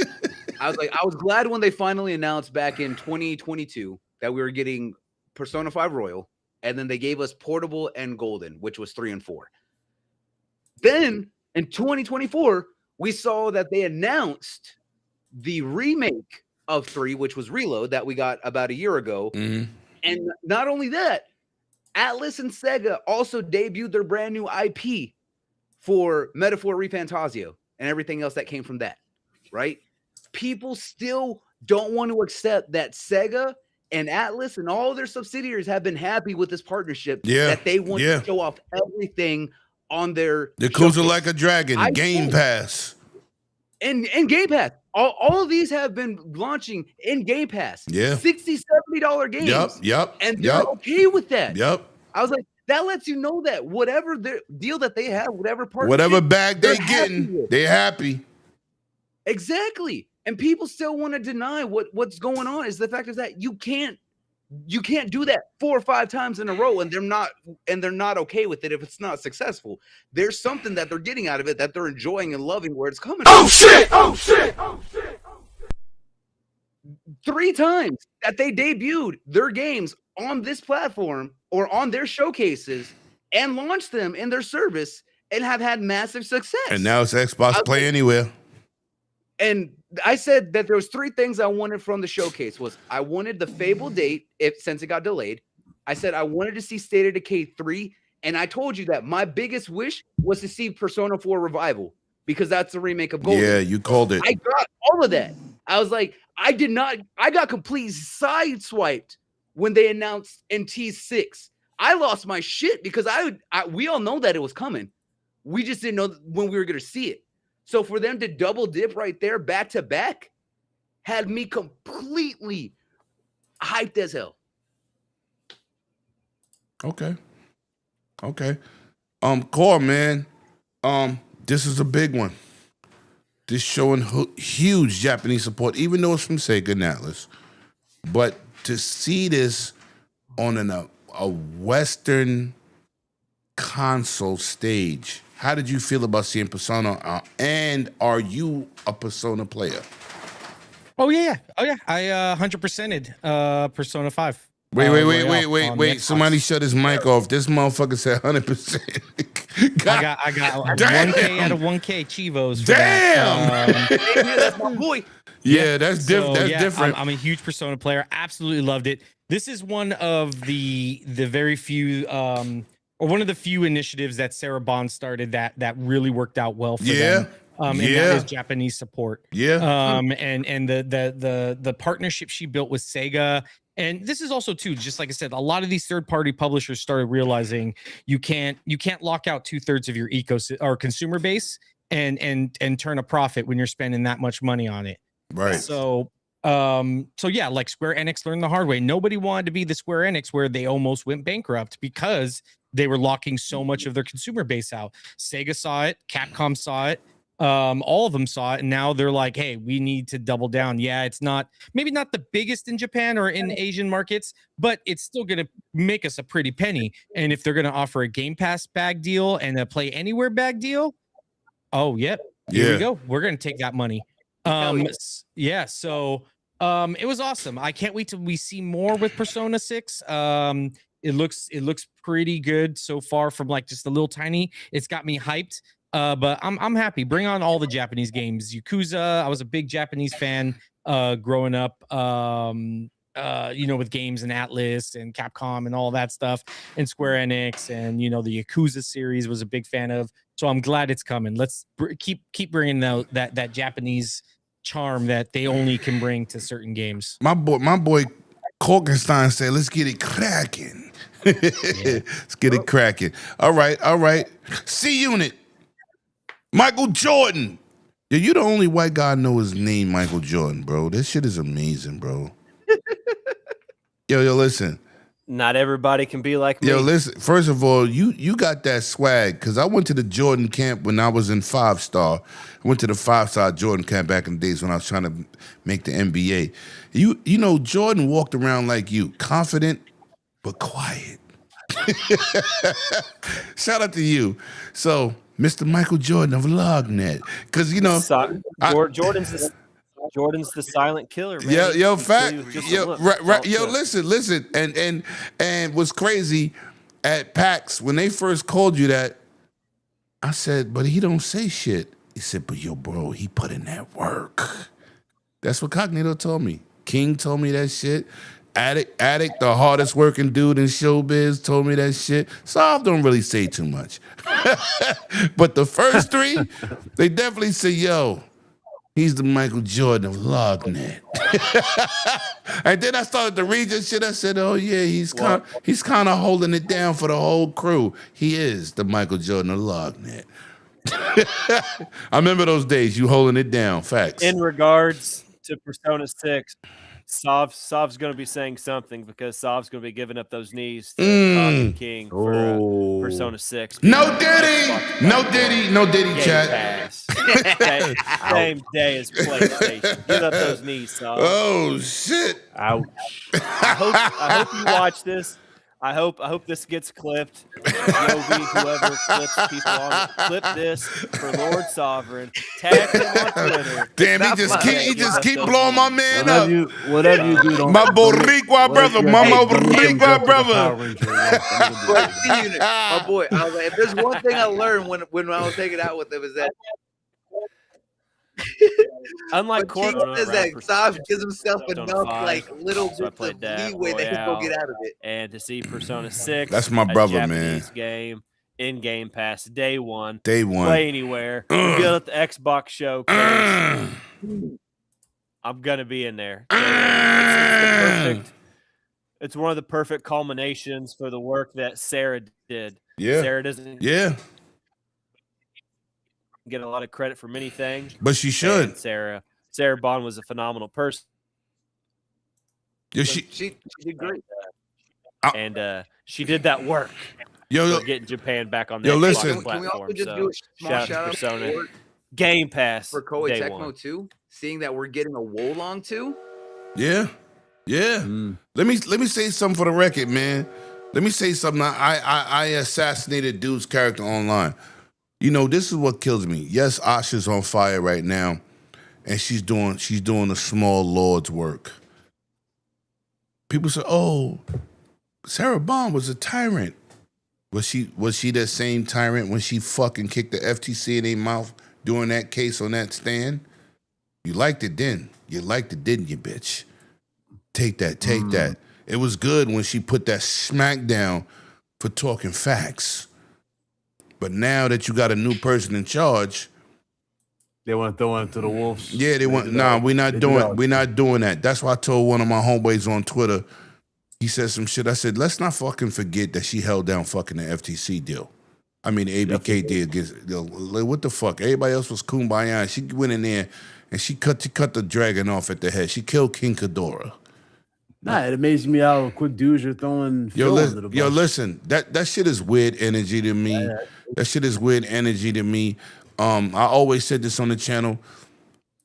I'm not a big Phil fan. And people said, what? You don't like Phil Spencer? I do like Phil Spencer, but he has to be the biggest CEO in the world, and he can never publicly be the person that I know he is. He has to be politically correct. So I can't be a Phil fan. I could be an Aaron Greenberg fan because he don't give a fuck. Aaron Greenberg would tell you what the fuck it is regardless. Fuck PR.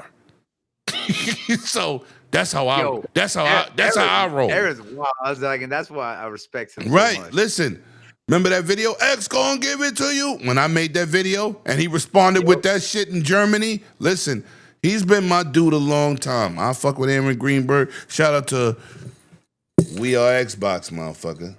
We Are Xbox. Because he's been my dude forever. And I told y'all straight on this show, I ain't hold my tongue. I was going to call in a favor. I better get that shit. I'll pay for it. I don't need nothing free. I'll pay with my wallet, but I need that Xbox. Shout out to Asha for gifting us those Xbox and Asha for giving. I was willing to, I would have spent $1,200 to $1,500 for that Xbox because I wanted to be happy. I still want a Halo Xbox. I still want it because that's my favorite guy. But you know, hip hop would, if Mr. Gerard Williams is on the show, he'll tell you, Lemon said that shit straight out. He turned to me and said, I'm calling in a favor. I don't never ask for shit. I don't ask for anything. I'm willing to put the work in and grind to put my foot in the door to be that person. That's why I ain't show up to play days without a date, without an invite. My friends did. They got in. That's cool, but I'm not doing that. I want to earn my spot. I want people to send me an invite because I work hard to play hard. That's how I'm built. But you know, it is what it is. But I know I was gonna call in. I was gonna call in a favor for that console. I'm telling you, I was gonna be like, yo, I need that. Yo, please hook me up. But anyway, let's get into the showcase. Hold on. Let me erase this shit. I'm erasing topics as we go. Oh, we did that okay. showcase. No, we didn't do Xbox showcase, bro. Oh, the actual. Slow your roll, muscle bound Superman. Slow your rolls. What's the matter? You mad? You got dwarfed? No. I never get dwarfed, motherfucker. I weigh more than you. I got the photo. No. Me and you the same height, motherfucker. You 6'5" like me, motherfucker. 6'3". Oh no, then I'm taller than you. I'm 6'5". You ain't 6'5". Yeah, maybe without my stomach. But listen, man, we gonna keep it pushing. We gonna talk about the Xbox showcase. We gonna go to C Unit first because I've been going to court the whole time. We're gonna go, and then we gonna talk about the returning exclusives to finish it off and anticipations. Xbox showcase, C Unit. How you feeling? How was that energy? Talk to me. Hold on. Wait. Before you start. Lit. Hold on. My first fan fest. Hold on, C Unit. Hold on. Let me give because this is the last topic of the night. First of all, chat, y'all been absolutely amazing. Without you, there's no us. Because we could be doing the same shit in party chats, talking without nobody recognizing us. Don't make me do it to you, brother. I gotta do it. Yeah, do it, little. You said 6'5". Look at that. That looks 6'5". No. That's a bad angle. I am 6'5", motherfucker. I'm gonna tell you what's crazy. Look at that, yo. Look at me and King David pictures. King David 6'4". I'm damn near taller. Right, you as tall as us. You might be fucked up with your numbers because you are not 6'3". You're definitely. I told you you're my size, so you're definitely fucked up. Because I looked you eye to eye. We are not the same height. I mean, we might be the same height. That's when I looked at you. I thought you was a smaller motherfucker, but you really me and King size. You know, me, you, King, and Attic. We kind of the same. And even Paris like 6'2". He just Yeah, built. it's dog. Yeah. But he's That's built. all. But he built like a truck. You know what I'm saying? He in that gym, like you are, motherfucker. You are built like a stripper. That shit is weird. I should put you in my club and earn me some money. Now, you know, it's But- funny. He got the funniest reaction. He's like, then he went live. He's like, man, stop trying that, man. He built like a linebacker. Stop. Yeah, facts. That's you see what I said. Keep talking that shit when the sun disappeared. Good luck. Anyway, but no. I'm gonna keep it Fucking gangster. limb walk up on your ass. You hear that Debo stuff. Yo, listen. Yeah. Tuck your chain in, motherfucker, and not your Xbox chain. But nah, we gonna keep it. We gonna keep it focused. Xbox changed the fucking Yeah. wheel turning. Listen, man. We're gonna talk about this Xbox showcase. We don't get into the return of exclusive. So, see you in it. Go ahead, man. I'm sorry. I apologize, bro.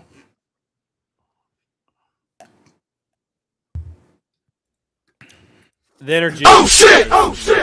Like I said, it's my first Xbox Fan Fest ever been to a fest. So what a fan fest to go to, the 25th anniversary. It's funny because we had breakfast Friday, and I was talking to Boom and Hargeet Chani about the Halo the Halo Xbox that was translucent. I was talking about the purple see-through Game Boy Color that was translucent. Never owned one, always wanted one, and what a way to end the show with getting one. As for the games, I'm not going to steal all the main ones because everybody loves the main games. Gears, Fable, Campaign Evolved. He's stealing them. He said he ain't gonna steal them. Emotional attachment. I have emotional attachment to Halo. It's one of the first games I met one of my Xbox brothers from. Yeah. Traveled all the way to Missouri to meet one of my Xbox brothers in person. Went to his wedding. I played Halo 3 with this guy every day for 3 years. It went to his wedding. So shout out to him and Halo. But I'm looking forward to the 3 missions we've never got to play. Oh, yeah. Magicians, Devil's Deal looks really cool. Yeah. Yo, that look crazy. Persona 6. Lemon's not a Persona guy. Yeah, I don't want to play with penis demons. Sorry. Shout out to the first Souls-like game that's got me super excited. I've never been like a huge Souls-like game, but I do enjoy the games. They all look great. Yes. Valor Mortis Ooh. showed off there at the showcase. We also seen it at Playdays on Saturday. Mm-hmm. And the last couple things is Age of Empires DLC update. I'm a big strategy guy. I love Command and Conquer. Yes. I love Age of Empires. Yes. I love StarCraft. And we talked Not about any good that. At StarCraft. I still enjoy StarCraft. Yeah, you got to enjoy it. Don't matter. And then the Elder Scrolls update with the Thieves Guild and the new season. They got a lot of positive updates coming to a game that's been here over 10 years. Oh! Usually MMO.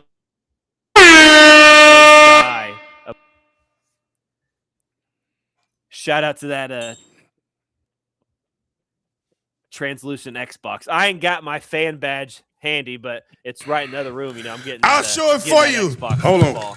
And shout out to Xbox Where for the giving hell us is stuff it? we didn't even know we needed. Shout out to them for surprising me in general. I just feel like that. I don't even know what I do with it.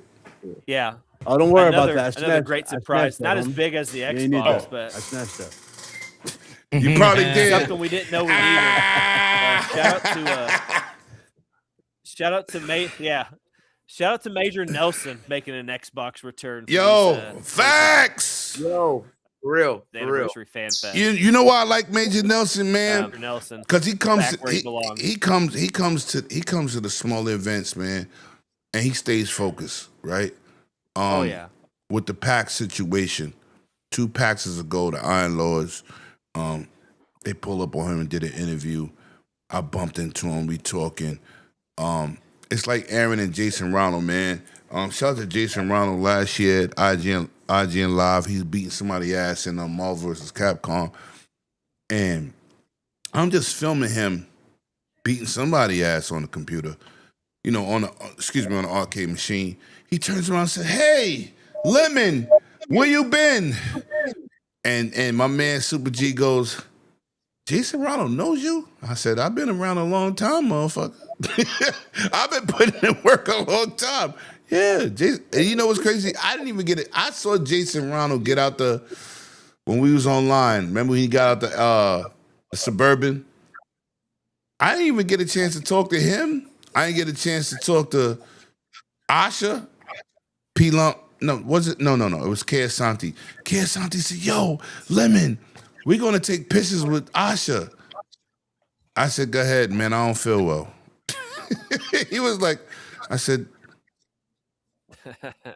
"That shit don't matter to me, bro. Like I respect them, but I don't feel well, bro. I'm gonna sit here, take all your pictures, enjoy yourself. I'm gonna live vicariously through you." Because I didn't feel well. Like he was like, "You're not coming?" No. So I sat there. I was over there by where you get those bottles at with your gamer tag on it and shit. And when we got our jackets and this wonderful hoodie, Paris said, "Oh, I want one of them hoodies. I want a fucking Helix hoodie." You or Kortenstein Well, want y'all to swap. no. Yeah, you know what? We could swap. You know what I'm saying? I'm chubby, he got muscles, so it kind of battles out. You know what I'm saying? You know what I'm saying?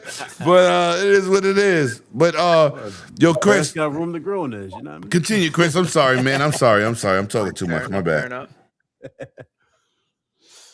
enough. You was done, Chris? Nah, But overall, phenomenal fan fest. Yeah, phenomenal. Phenomenal fan fest, like you said. Jason Ronald, Aaron Greenberg, some of the Awesome coolest people. I enjoyed talking to Stein as well. Stein's one of those silent killers too. Most people don't know, but he's got some juice to him when it comes to the social media game. So Yeah. shout out to Stein as well. But I talked to Jason Ronald for about an hour. Yeah, And good always dude. enjoy the conversation Good with Jason dude. Ronald. He's a big Final Fantasy VI Kefka fan too. But overall, best trip I've ever been on, hands down. Showcase. We're gonna do it again Game next year. Fest, We're gonna do it Play again Days, next year. we run it Hang back with next Women, year. Cork, seeing Bad Bit in person, Bloody Nuts, everybody having lunch with Paris, Khalif Adams saying, "Man, I see this guy everywhere. He's not pointing to Cog. He's not pointing to King. Mhm. He's not pointing to Addict. Khalif was pointing at me." Mhm. So I'm always my biggest critic.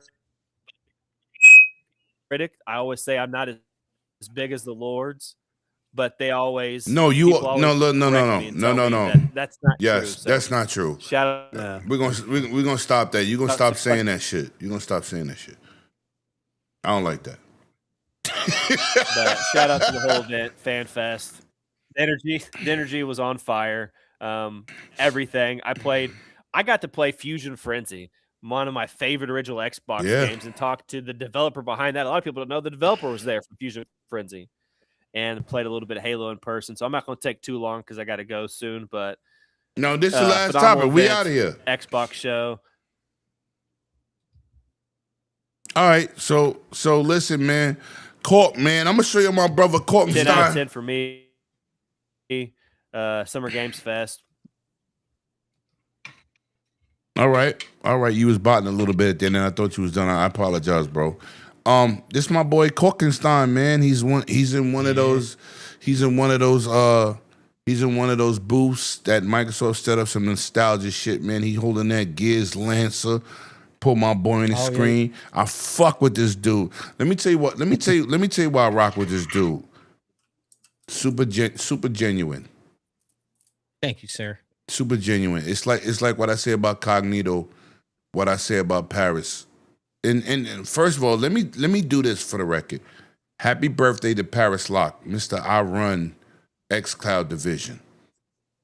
Paris Locke was out there working for Xbox, sending people to the lines to get their jackets, their hoodies, their bags.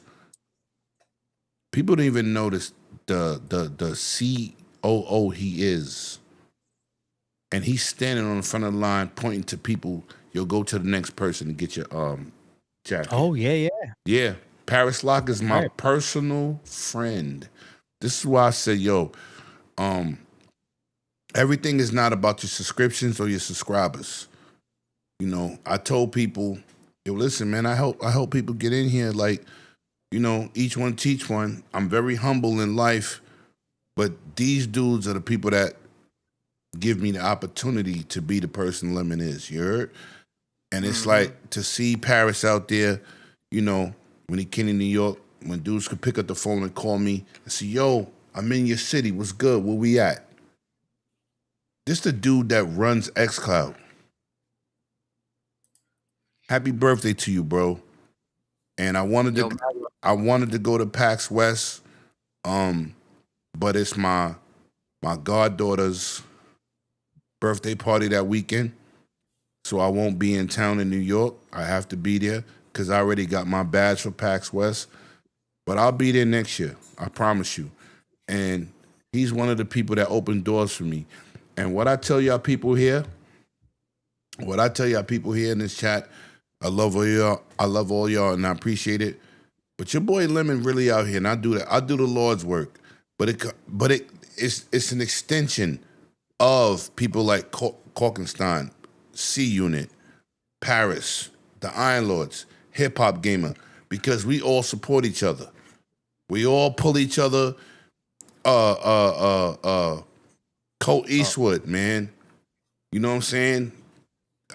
I knew Colt before he was Colt. You know what I'm saying? So with that being said, man, boom. These are my dudes from day one. From day one. And what I always love, and when I stood on that stage last year in Kalkenstein, to tell you, when everybody was out there talking about the games when we stood on them stages, I'm the only one went up there and said, I don't give a fuck about the games. It's the notoriety with my brothers. The group effort. That's what I said on stage. Fuck the games. The game's gonna be there. These companies are $1 trillion and $1 billion companies. That shit means nothing to me. This is what matters. Hooking up, being who you are, and respecting our hobby together and enjoying it. That's what I said on stage. And I will never veer from that. I will never veer from that.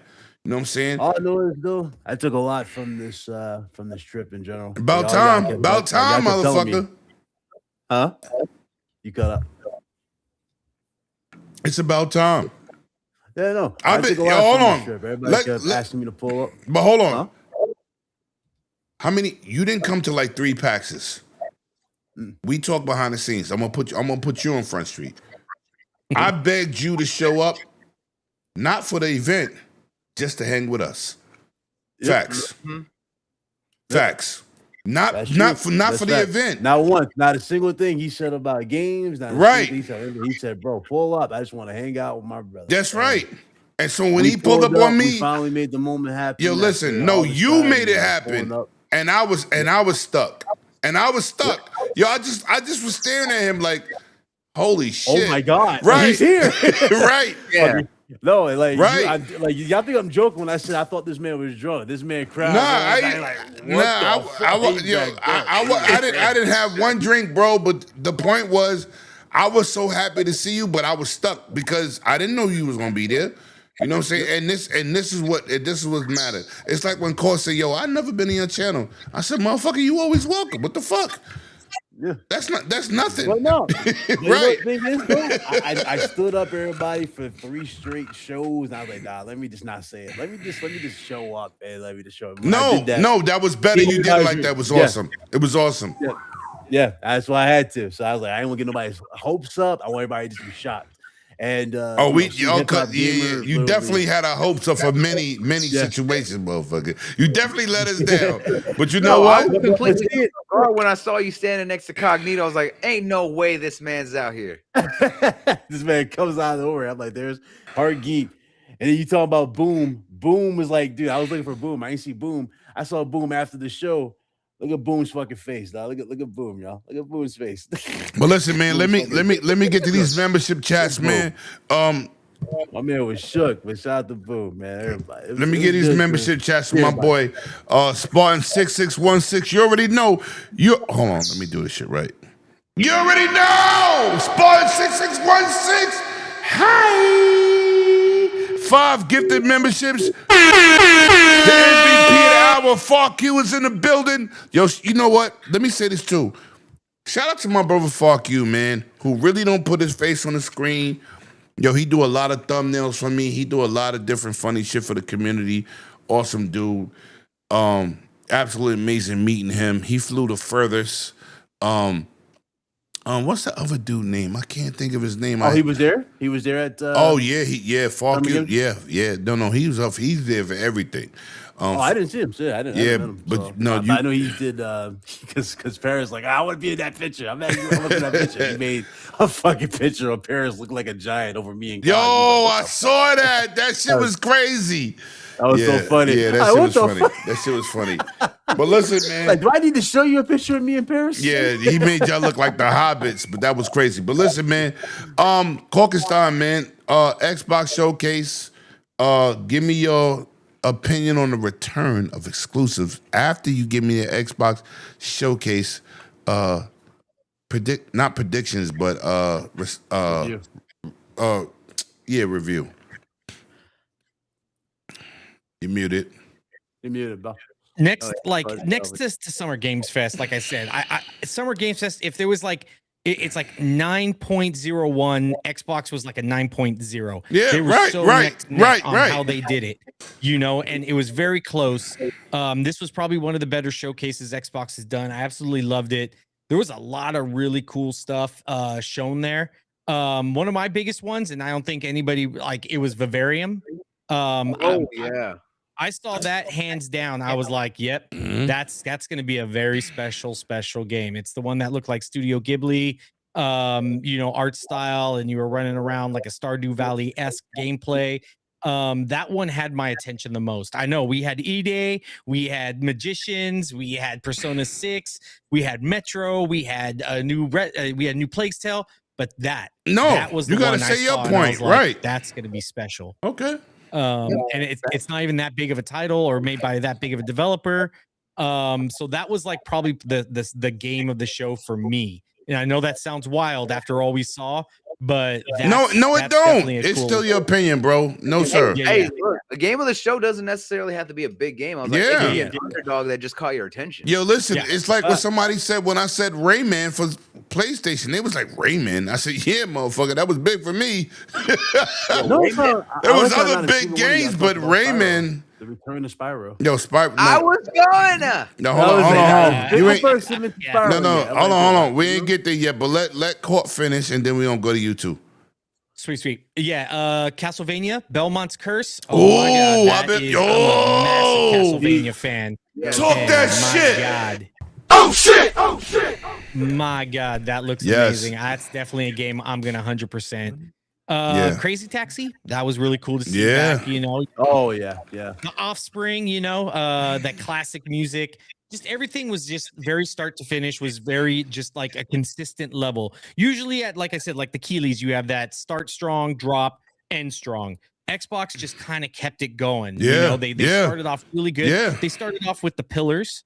You started off with E-Day, Halo, Fable. Like that's how you start. That was the precedent they set. Those were the three bigs that they set, and they said, "Yep, this is where it's going to start." And they kept it going all the way.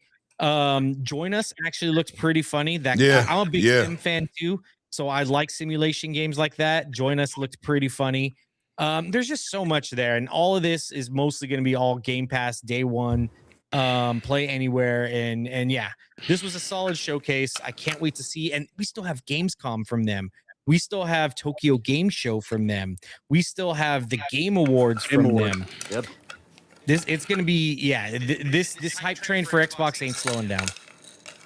Yep. Okay. Let me say this too. Before we go, who's next? Me. Okay. Let me say this. For the record. Somebody said something that was incredible in the chat. And this is what we doing outside. This is what we doing. Shout out to motherfucking Fuzzy Beverly and his wife. Yeah. The most Hold on. The most gangster Xbox connoisseurs in the building. And I'm gonna tell you why I'm gonna say this. He called me, right? Shout out to him for pulling up for my 200th episode. After the show, he called me. He said, "Lemon, I don't fly." I said, yo, you got to get knocked out like B.A. Baracus on the A team and end up being on the plane or helicopter and land somewhere. He said, I'm not flying. He said, but this is what I'm going to do. I'm going to leave 3 days ahead and I'm going to drive from Pennsylvania to California. I said, motherfucker, you crazy. Yo, I said, yo, you wildin'.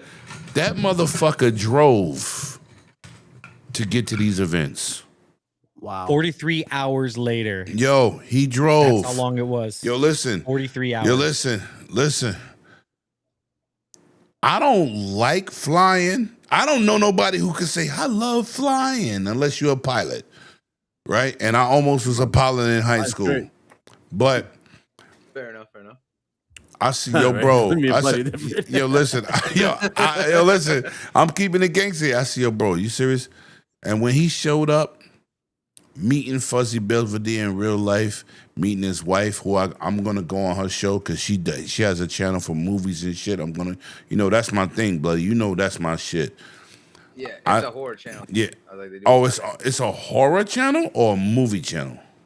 No, she does. She has a whole horror podcast. Okay. She probably has horror. I know. Okay, it's okay because I love horror movies too, but I thought it was To be fair, she already had me hit her up to get her in touch with the Kumu because that's their thing. yeah, I love horror movies too. So we gonna all be. Go watch Obsession. On That's all I'm gonna say. Go watch Obsession. Yo, all I'm gonna say is the most gangster motherfucker that showed up in California was the motherfucker that drove there.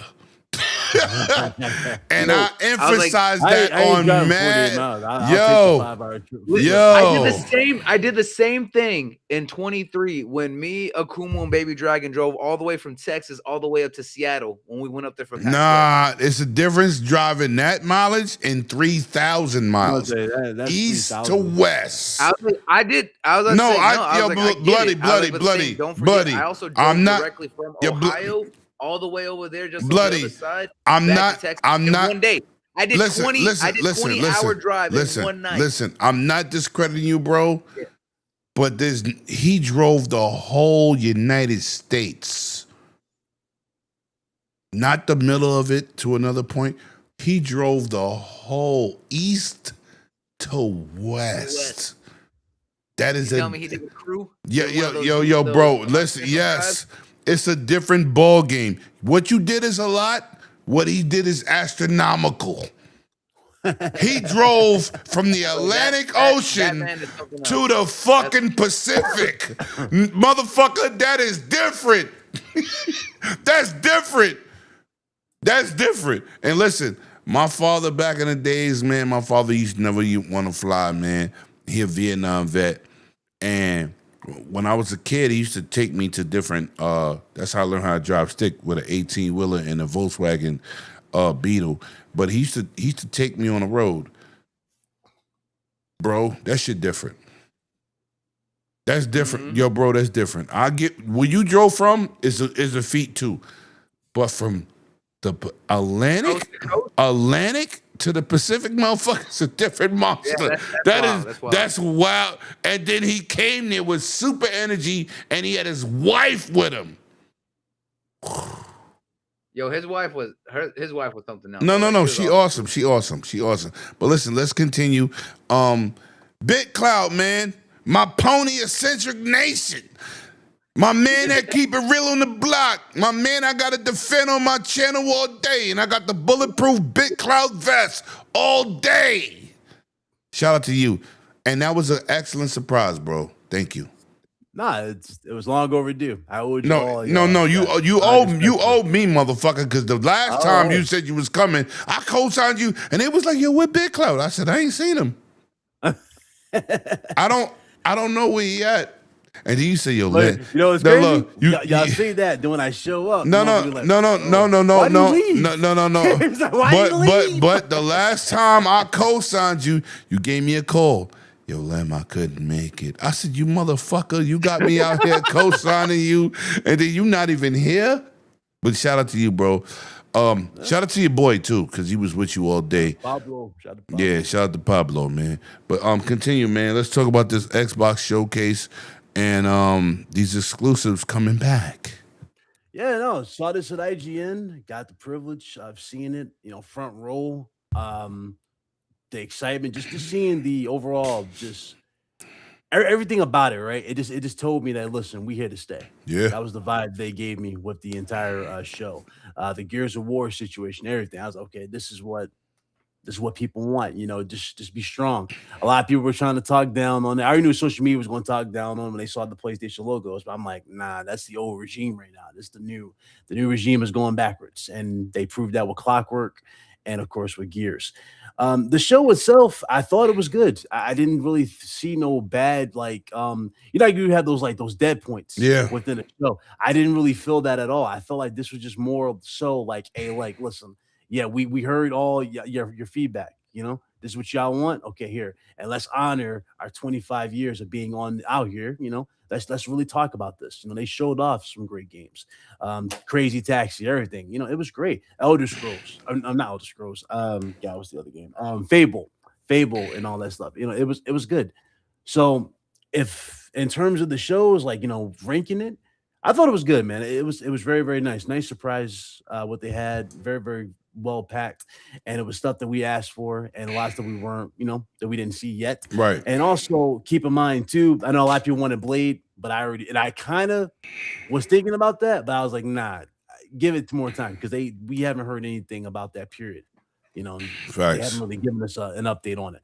But yeah, no, my rating for it, I was giving like Xbox like an 8, like a 9. I was up there very, very high. That's fair. Very, very That's high fair. 9. I was looking at that. And that's because I was there as well, like it's being at the it was more electrifying. It was more electrifying. Yeah, it was more cool just seeing more, all games. The reactions, right. It was cool, and being a part of that was really, really cool. So I give that like a high 9. Summer Games Fest was already lit without me even having to be there. It was amazing without me having to be there. But me being there and just and them saying this is the greatest review. It's a steroid. Summer Games Fest, and them saying that this is the biggest most viewed and all that, and also getting to meet everybody. That's 10. That's for me. That was 10 out of 10. Yeah, it was my first time meeting everybody. It was my first time getting out there to that degree. I even got to meet. I even tell you, I got to meet Parallax Stella, and Parallax Stella was shocked that I even pulled up and was everything. So it was awesome, like meeting everybody. So yeah, that was it. It was a great week.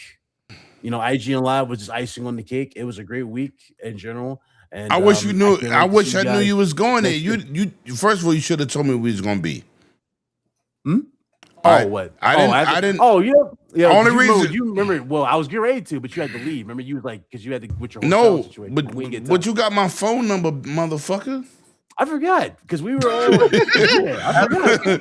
We not internet friends, motherfucker. We really friends. Like it's like, listen, Bloody got both my phone numbers. Bloody said, "Yo, what's this number?" I said, "That's my YouTube number."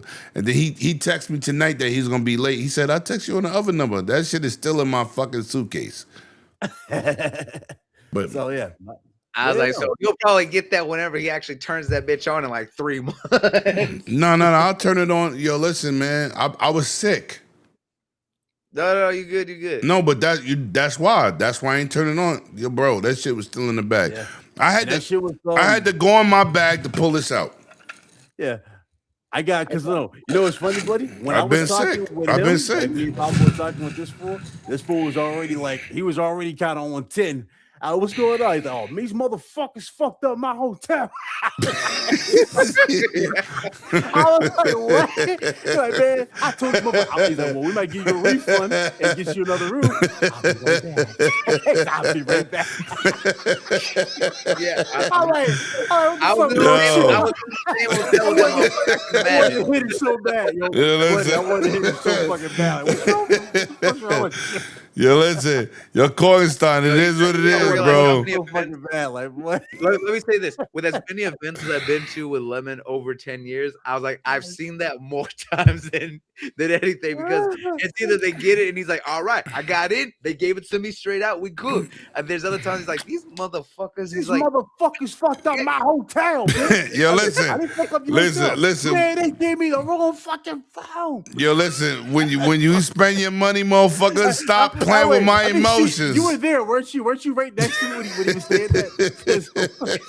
Fiona was right beside us when he was saying that. That's why he's laughing. He's turning red. He knows exactly what Shit, the fuck yeah, I'm saying. I do. He was right next yo, to me when I said yeah, when he yes, said that yo, shit. listen, man. He was an innocent bystander.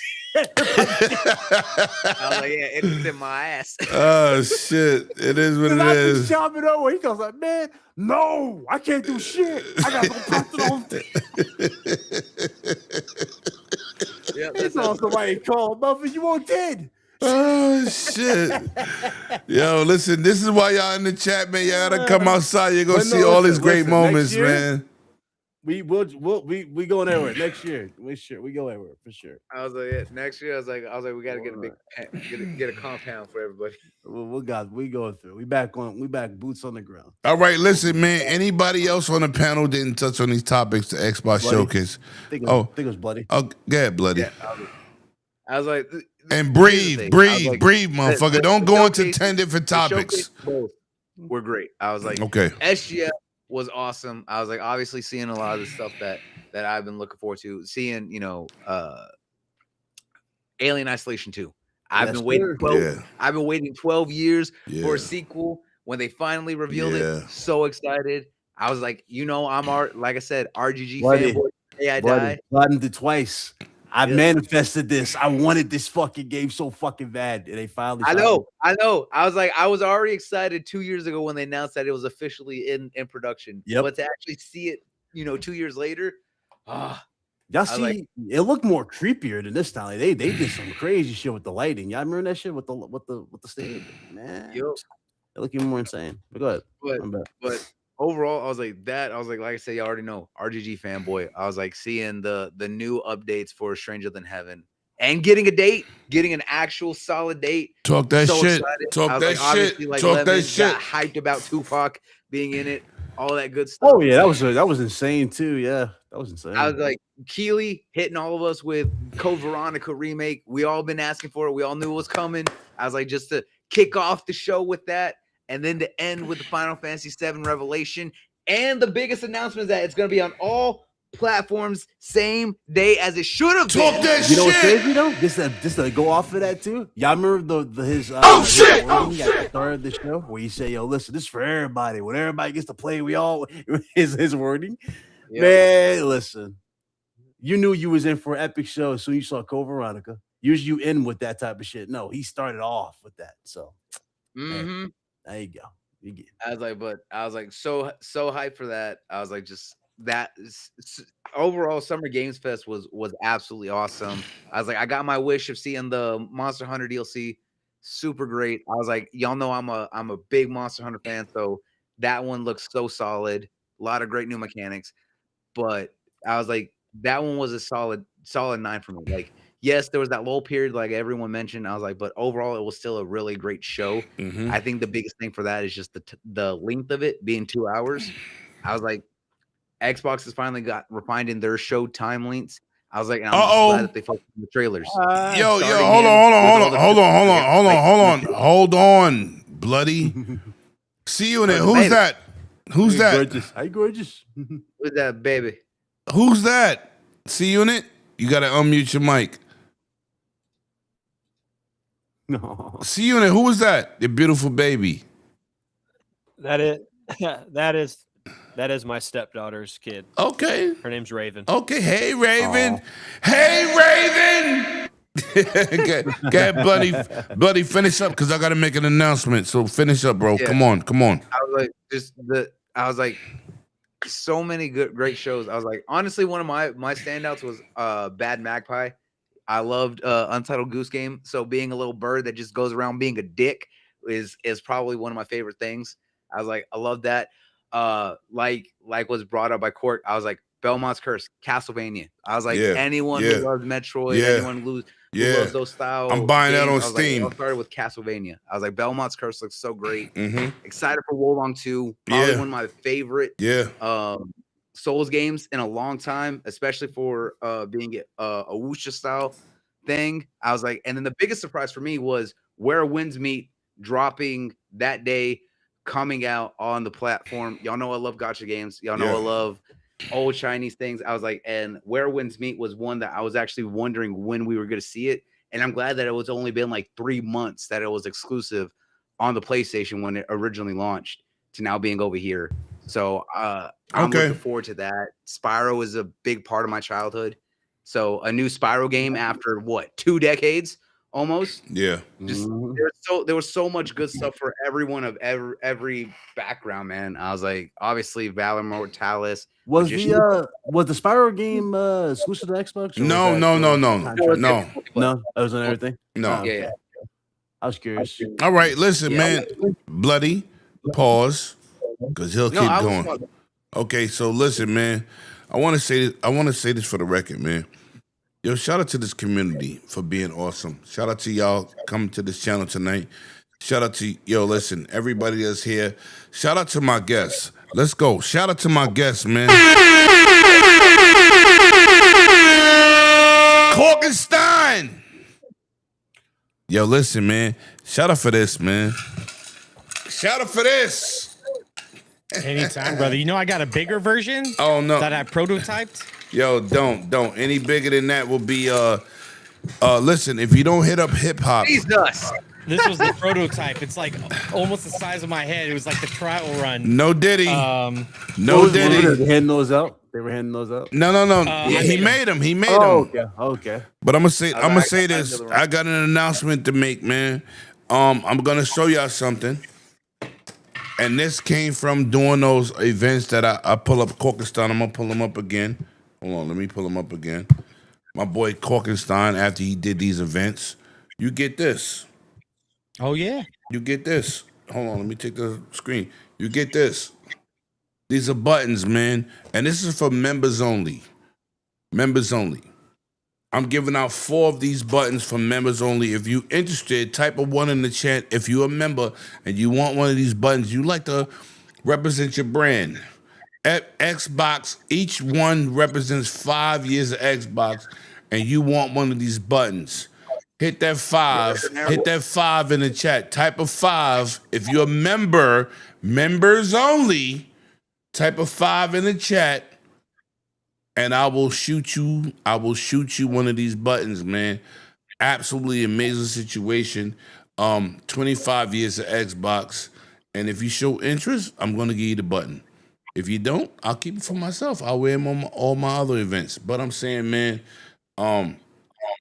Korkenstein, where can they find you? Absolutely amazing guest, man. This is your first time here. See you and they've been here before. So I'm gonna go to you first. Thank you, sir. Where can they find you? Big thanks to everybody. It was a pleasure being here talking with all y'all. To the chat, thank you for the comments. I absolutely loved it. You guys are great. To find me, it's the Korkenstein on Twitter and Blue Sky and Threads. You could also find me on Reddit. I am the mod over at our Xbox. I just put out the first preview there for Way to the Woods. I have Sea of Remnants coming up next, and then Galactic Racers. That's why I didn't pick it, because technically I can't say anything about it. So yeah, that I got later in the month. Yeah, and then I have my own channel, Korkenstein Gaming, working on a few podcast ideas. So things like that. So you guys can follow me at all of those places. And big thanks again for having me on. It was absolute blast being here for the first time, Lemon. You are, sir, a scholar, a gentleman, and a legend. So I appreciate you. You know what, Korkenstein, this was crazy. I've been rocking with you for a long time. And I always try to invite my people. But being that we always do podcasts, everybody don't talk to each other, we outside. I I never had you here until you said it. I swear to yo, bro, I said, no. Next Saturday we in the building. That's what I said, because this dude has been in my corner since I known him. So it was like, yo, no. My bad. I fucked that up. You know what I'm saying? I'm gonna admit faults, but this dude is an awesome dude, bro. Like when it's like some people pretend to be those dudes, but when you meet people in real life, he's been that dude since the day I met him. And I Thank didn't. you, sir. I just didn't know. I didn't invite you here, and I felt like I'm shortchanging you. That's how I felt. Not. Yo, listen. You have a bigger reach than me. It's not even about that. But I am genuine when I support somebody. It's like me and Boom. We had our conversation, and I said, Boom, I've been fucking with you for years. I just can't make none of your shows. He said, why not? I said, because every time you doing breakfast with Boom or doing some lunch shit, motherfucker, I'm at work. You know what I'm saying? It's not like I don't want to show up. He's invited me multiple times, but I work the times that you're live. That don't stop me from super chatting. That don't stop me from chiming in. And I support my brothers. So when we had that conversation, he was like, I've never been in your channel. I said, what? This Saturday, fuck that. This Saturday, 6 p.m. Eastern Standard Time, I will adjust the time if you can't make it. But your Corkenstein, you have been my dude. It's like meeting C-Unit. Same situation, man. No matter what, everybody, we are all on different time slots. All of us. We are on different coasts, different whatever. You got to make it work. So I am very gracious for having you here. Very, Thank you, sir. Very. I'm very humbled to be here. So listen, I appreciate it. You're awesome, bro. So I appreciate you. I appreciate you. Now we're gonna go to C-Unit. C-Unit MVP of LogNet, Mr. Michael Jordan himself. What's good, bro? He laughing. He know that's his nickname. Before I get to where you find me, these experiences are few and far between sometimes. Yep. Lemon talked about how I'm always silent and stuff like that. I'm always learning. I'm learning something. Yep. It doesn't matter who you are, whether it's Lemon, BitCloud. I'm always watching people's videos. A lot of people don't. I watch all my YouTube videos in order. If I'm subscribed to you, I watch everything in order. So if I'm like 2 days behind, I'm watching everything in order because I take everything as a learning experience, whether it's us going out to eat, exchanging ideas, right. talking about games, our thoughts, our opinions. There's a lot of people that don't like IGN. Well, you know what? I take talking to people like Ryan McCaffrey, Destin, Ty Guy Travis. Anybody shout out to Destin, man, my brother. As a learning experience, we all have different. That's my brother. We all have different points of views. Yep. And no circle jerk. I learn a little bit from each and every person. Tom Henderson, Mike Straw, Insider Gaming, our brothers from day one. John, learned stuff from them. Just everybody in general. These experiences don't get to happen very often. So when you see a community come together, it doesn't matter if they're PlayStation guys, if you're Nintendo guys, PC guys, Xbox guys. Like we met Jay Barry in persona at PAX East in 2024. Talk that shit. Two of my favorite people to talk that to. shit. So shout out Jay Barry in persona. Yep. So when we could all come together and just share experiences, our love for gaming. Facts. It allows us to do something special that a lot of people don't get access to. So super stoked. I got to see everybody that I met last year, the years before, anybody I got to see for the first time this time. Shout out to you all. You can find me everywhere: Twitter, Instagram, Threads, LinkedIn, Blue Sky, Mastodon, Fuse, Facebook, Twitch, YouTube, all some form of C-Unit 123, C-Unit Chris Jones or Chris Jones Gaming Network. Salute to Lemon for having me back on. Shout out to Bloody. Shout out to BitCloud. And shout out to the real hero that's here, Corkenstein, once again. Got to shout out Corkenstein. Yeah. Thank you, sir. Corkenstein, Woggers, Mo, doing all the legwork, all the travel, picking up people from the airport. A lot of people don't realize crazy. Ubering is fucking expensive. Yeah. So shout out. Yeah. So shout out to these gentlemen and scholars and Woggers, Cork, and Mo. You guys are the real heroes. Thanks, Lemon, for having me on. We'll have to do this again soon. Of course. Anytime you're not working. I'll be back next year. Listen. You always welcome here. Everybody that come here is always welcome, man. I didn't even recognize that Korgenstein wasn't here. I know you've been here, C Unit, man. You my brother. But I didn't, yo, when he said that to me, I said, what? Oh, what? Listen, because, we hosting, we have a great rapport. It's not like we not friends. We fuck with each other. But I didn't even know I didn't have him here. Remember, this channel is from 2016, but my podcast technically only got 2 years because I wanted to give people presentation, give people quality work. So I held off on starting a show.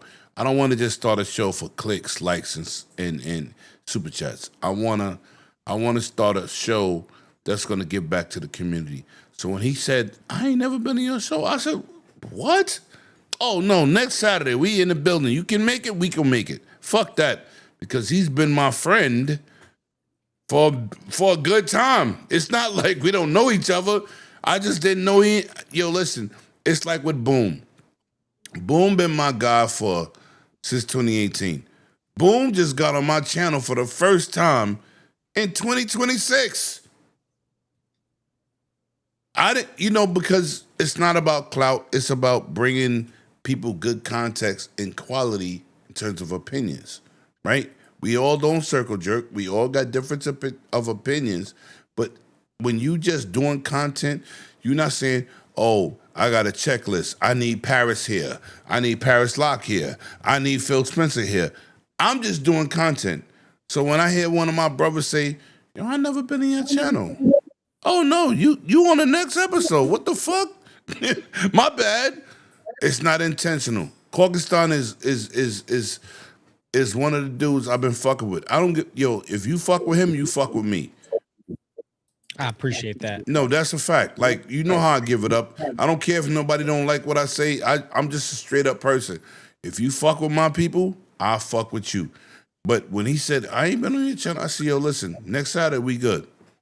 If you available, he said, I'm available. And that's why we here. It was not like a pick and choose between people. I just didn't know. But we all are out here doing content. You see the subscriptions that he's talking about. I'm not even on that level, but I like to give good context and good conversation. So shout out to y'all for even supporting me. Everybody here, everybody in the chat, shout out to y'all for supporting and just being real. Because I don't know how not to be anything else. But I appreciate you. I appreciate y'all. And I don't give a fuck who don't like what I say. I don't know how to be a fake person. I'm just gonna be real. You know what I'm saying? I ain't gonna hold y'all. Seeing y'all that week was like the biggest wake up call. Yo, facts. I need it just to continue to do what I do and stop fucking around. But also,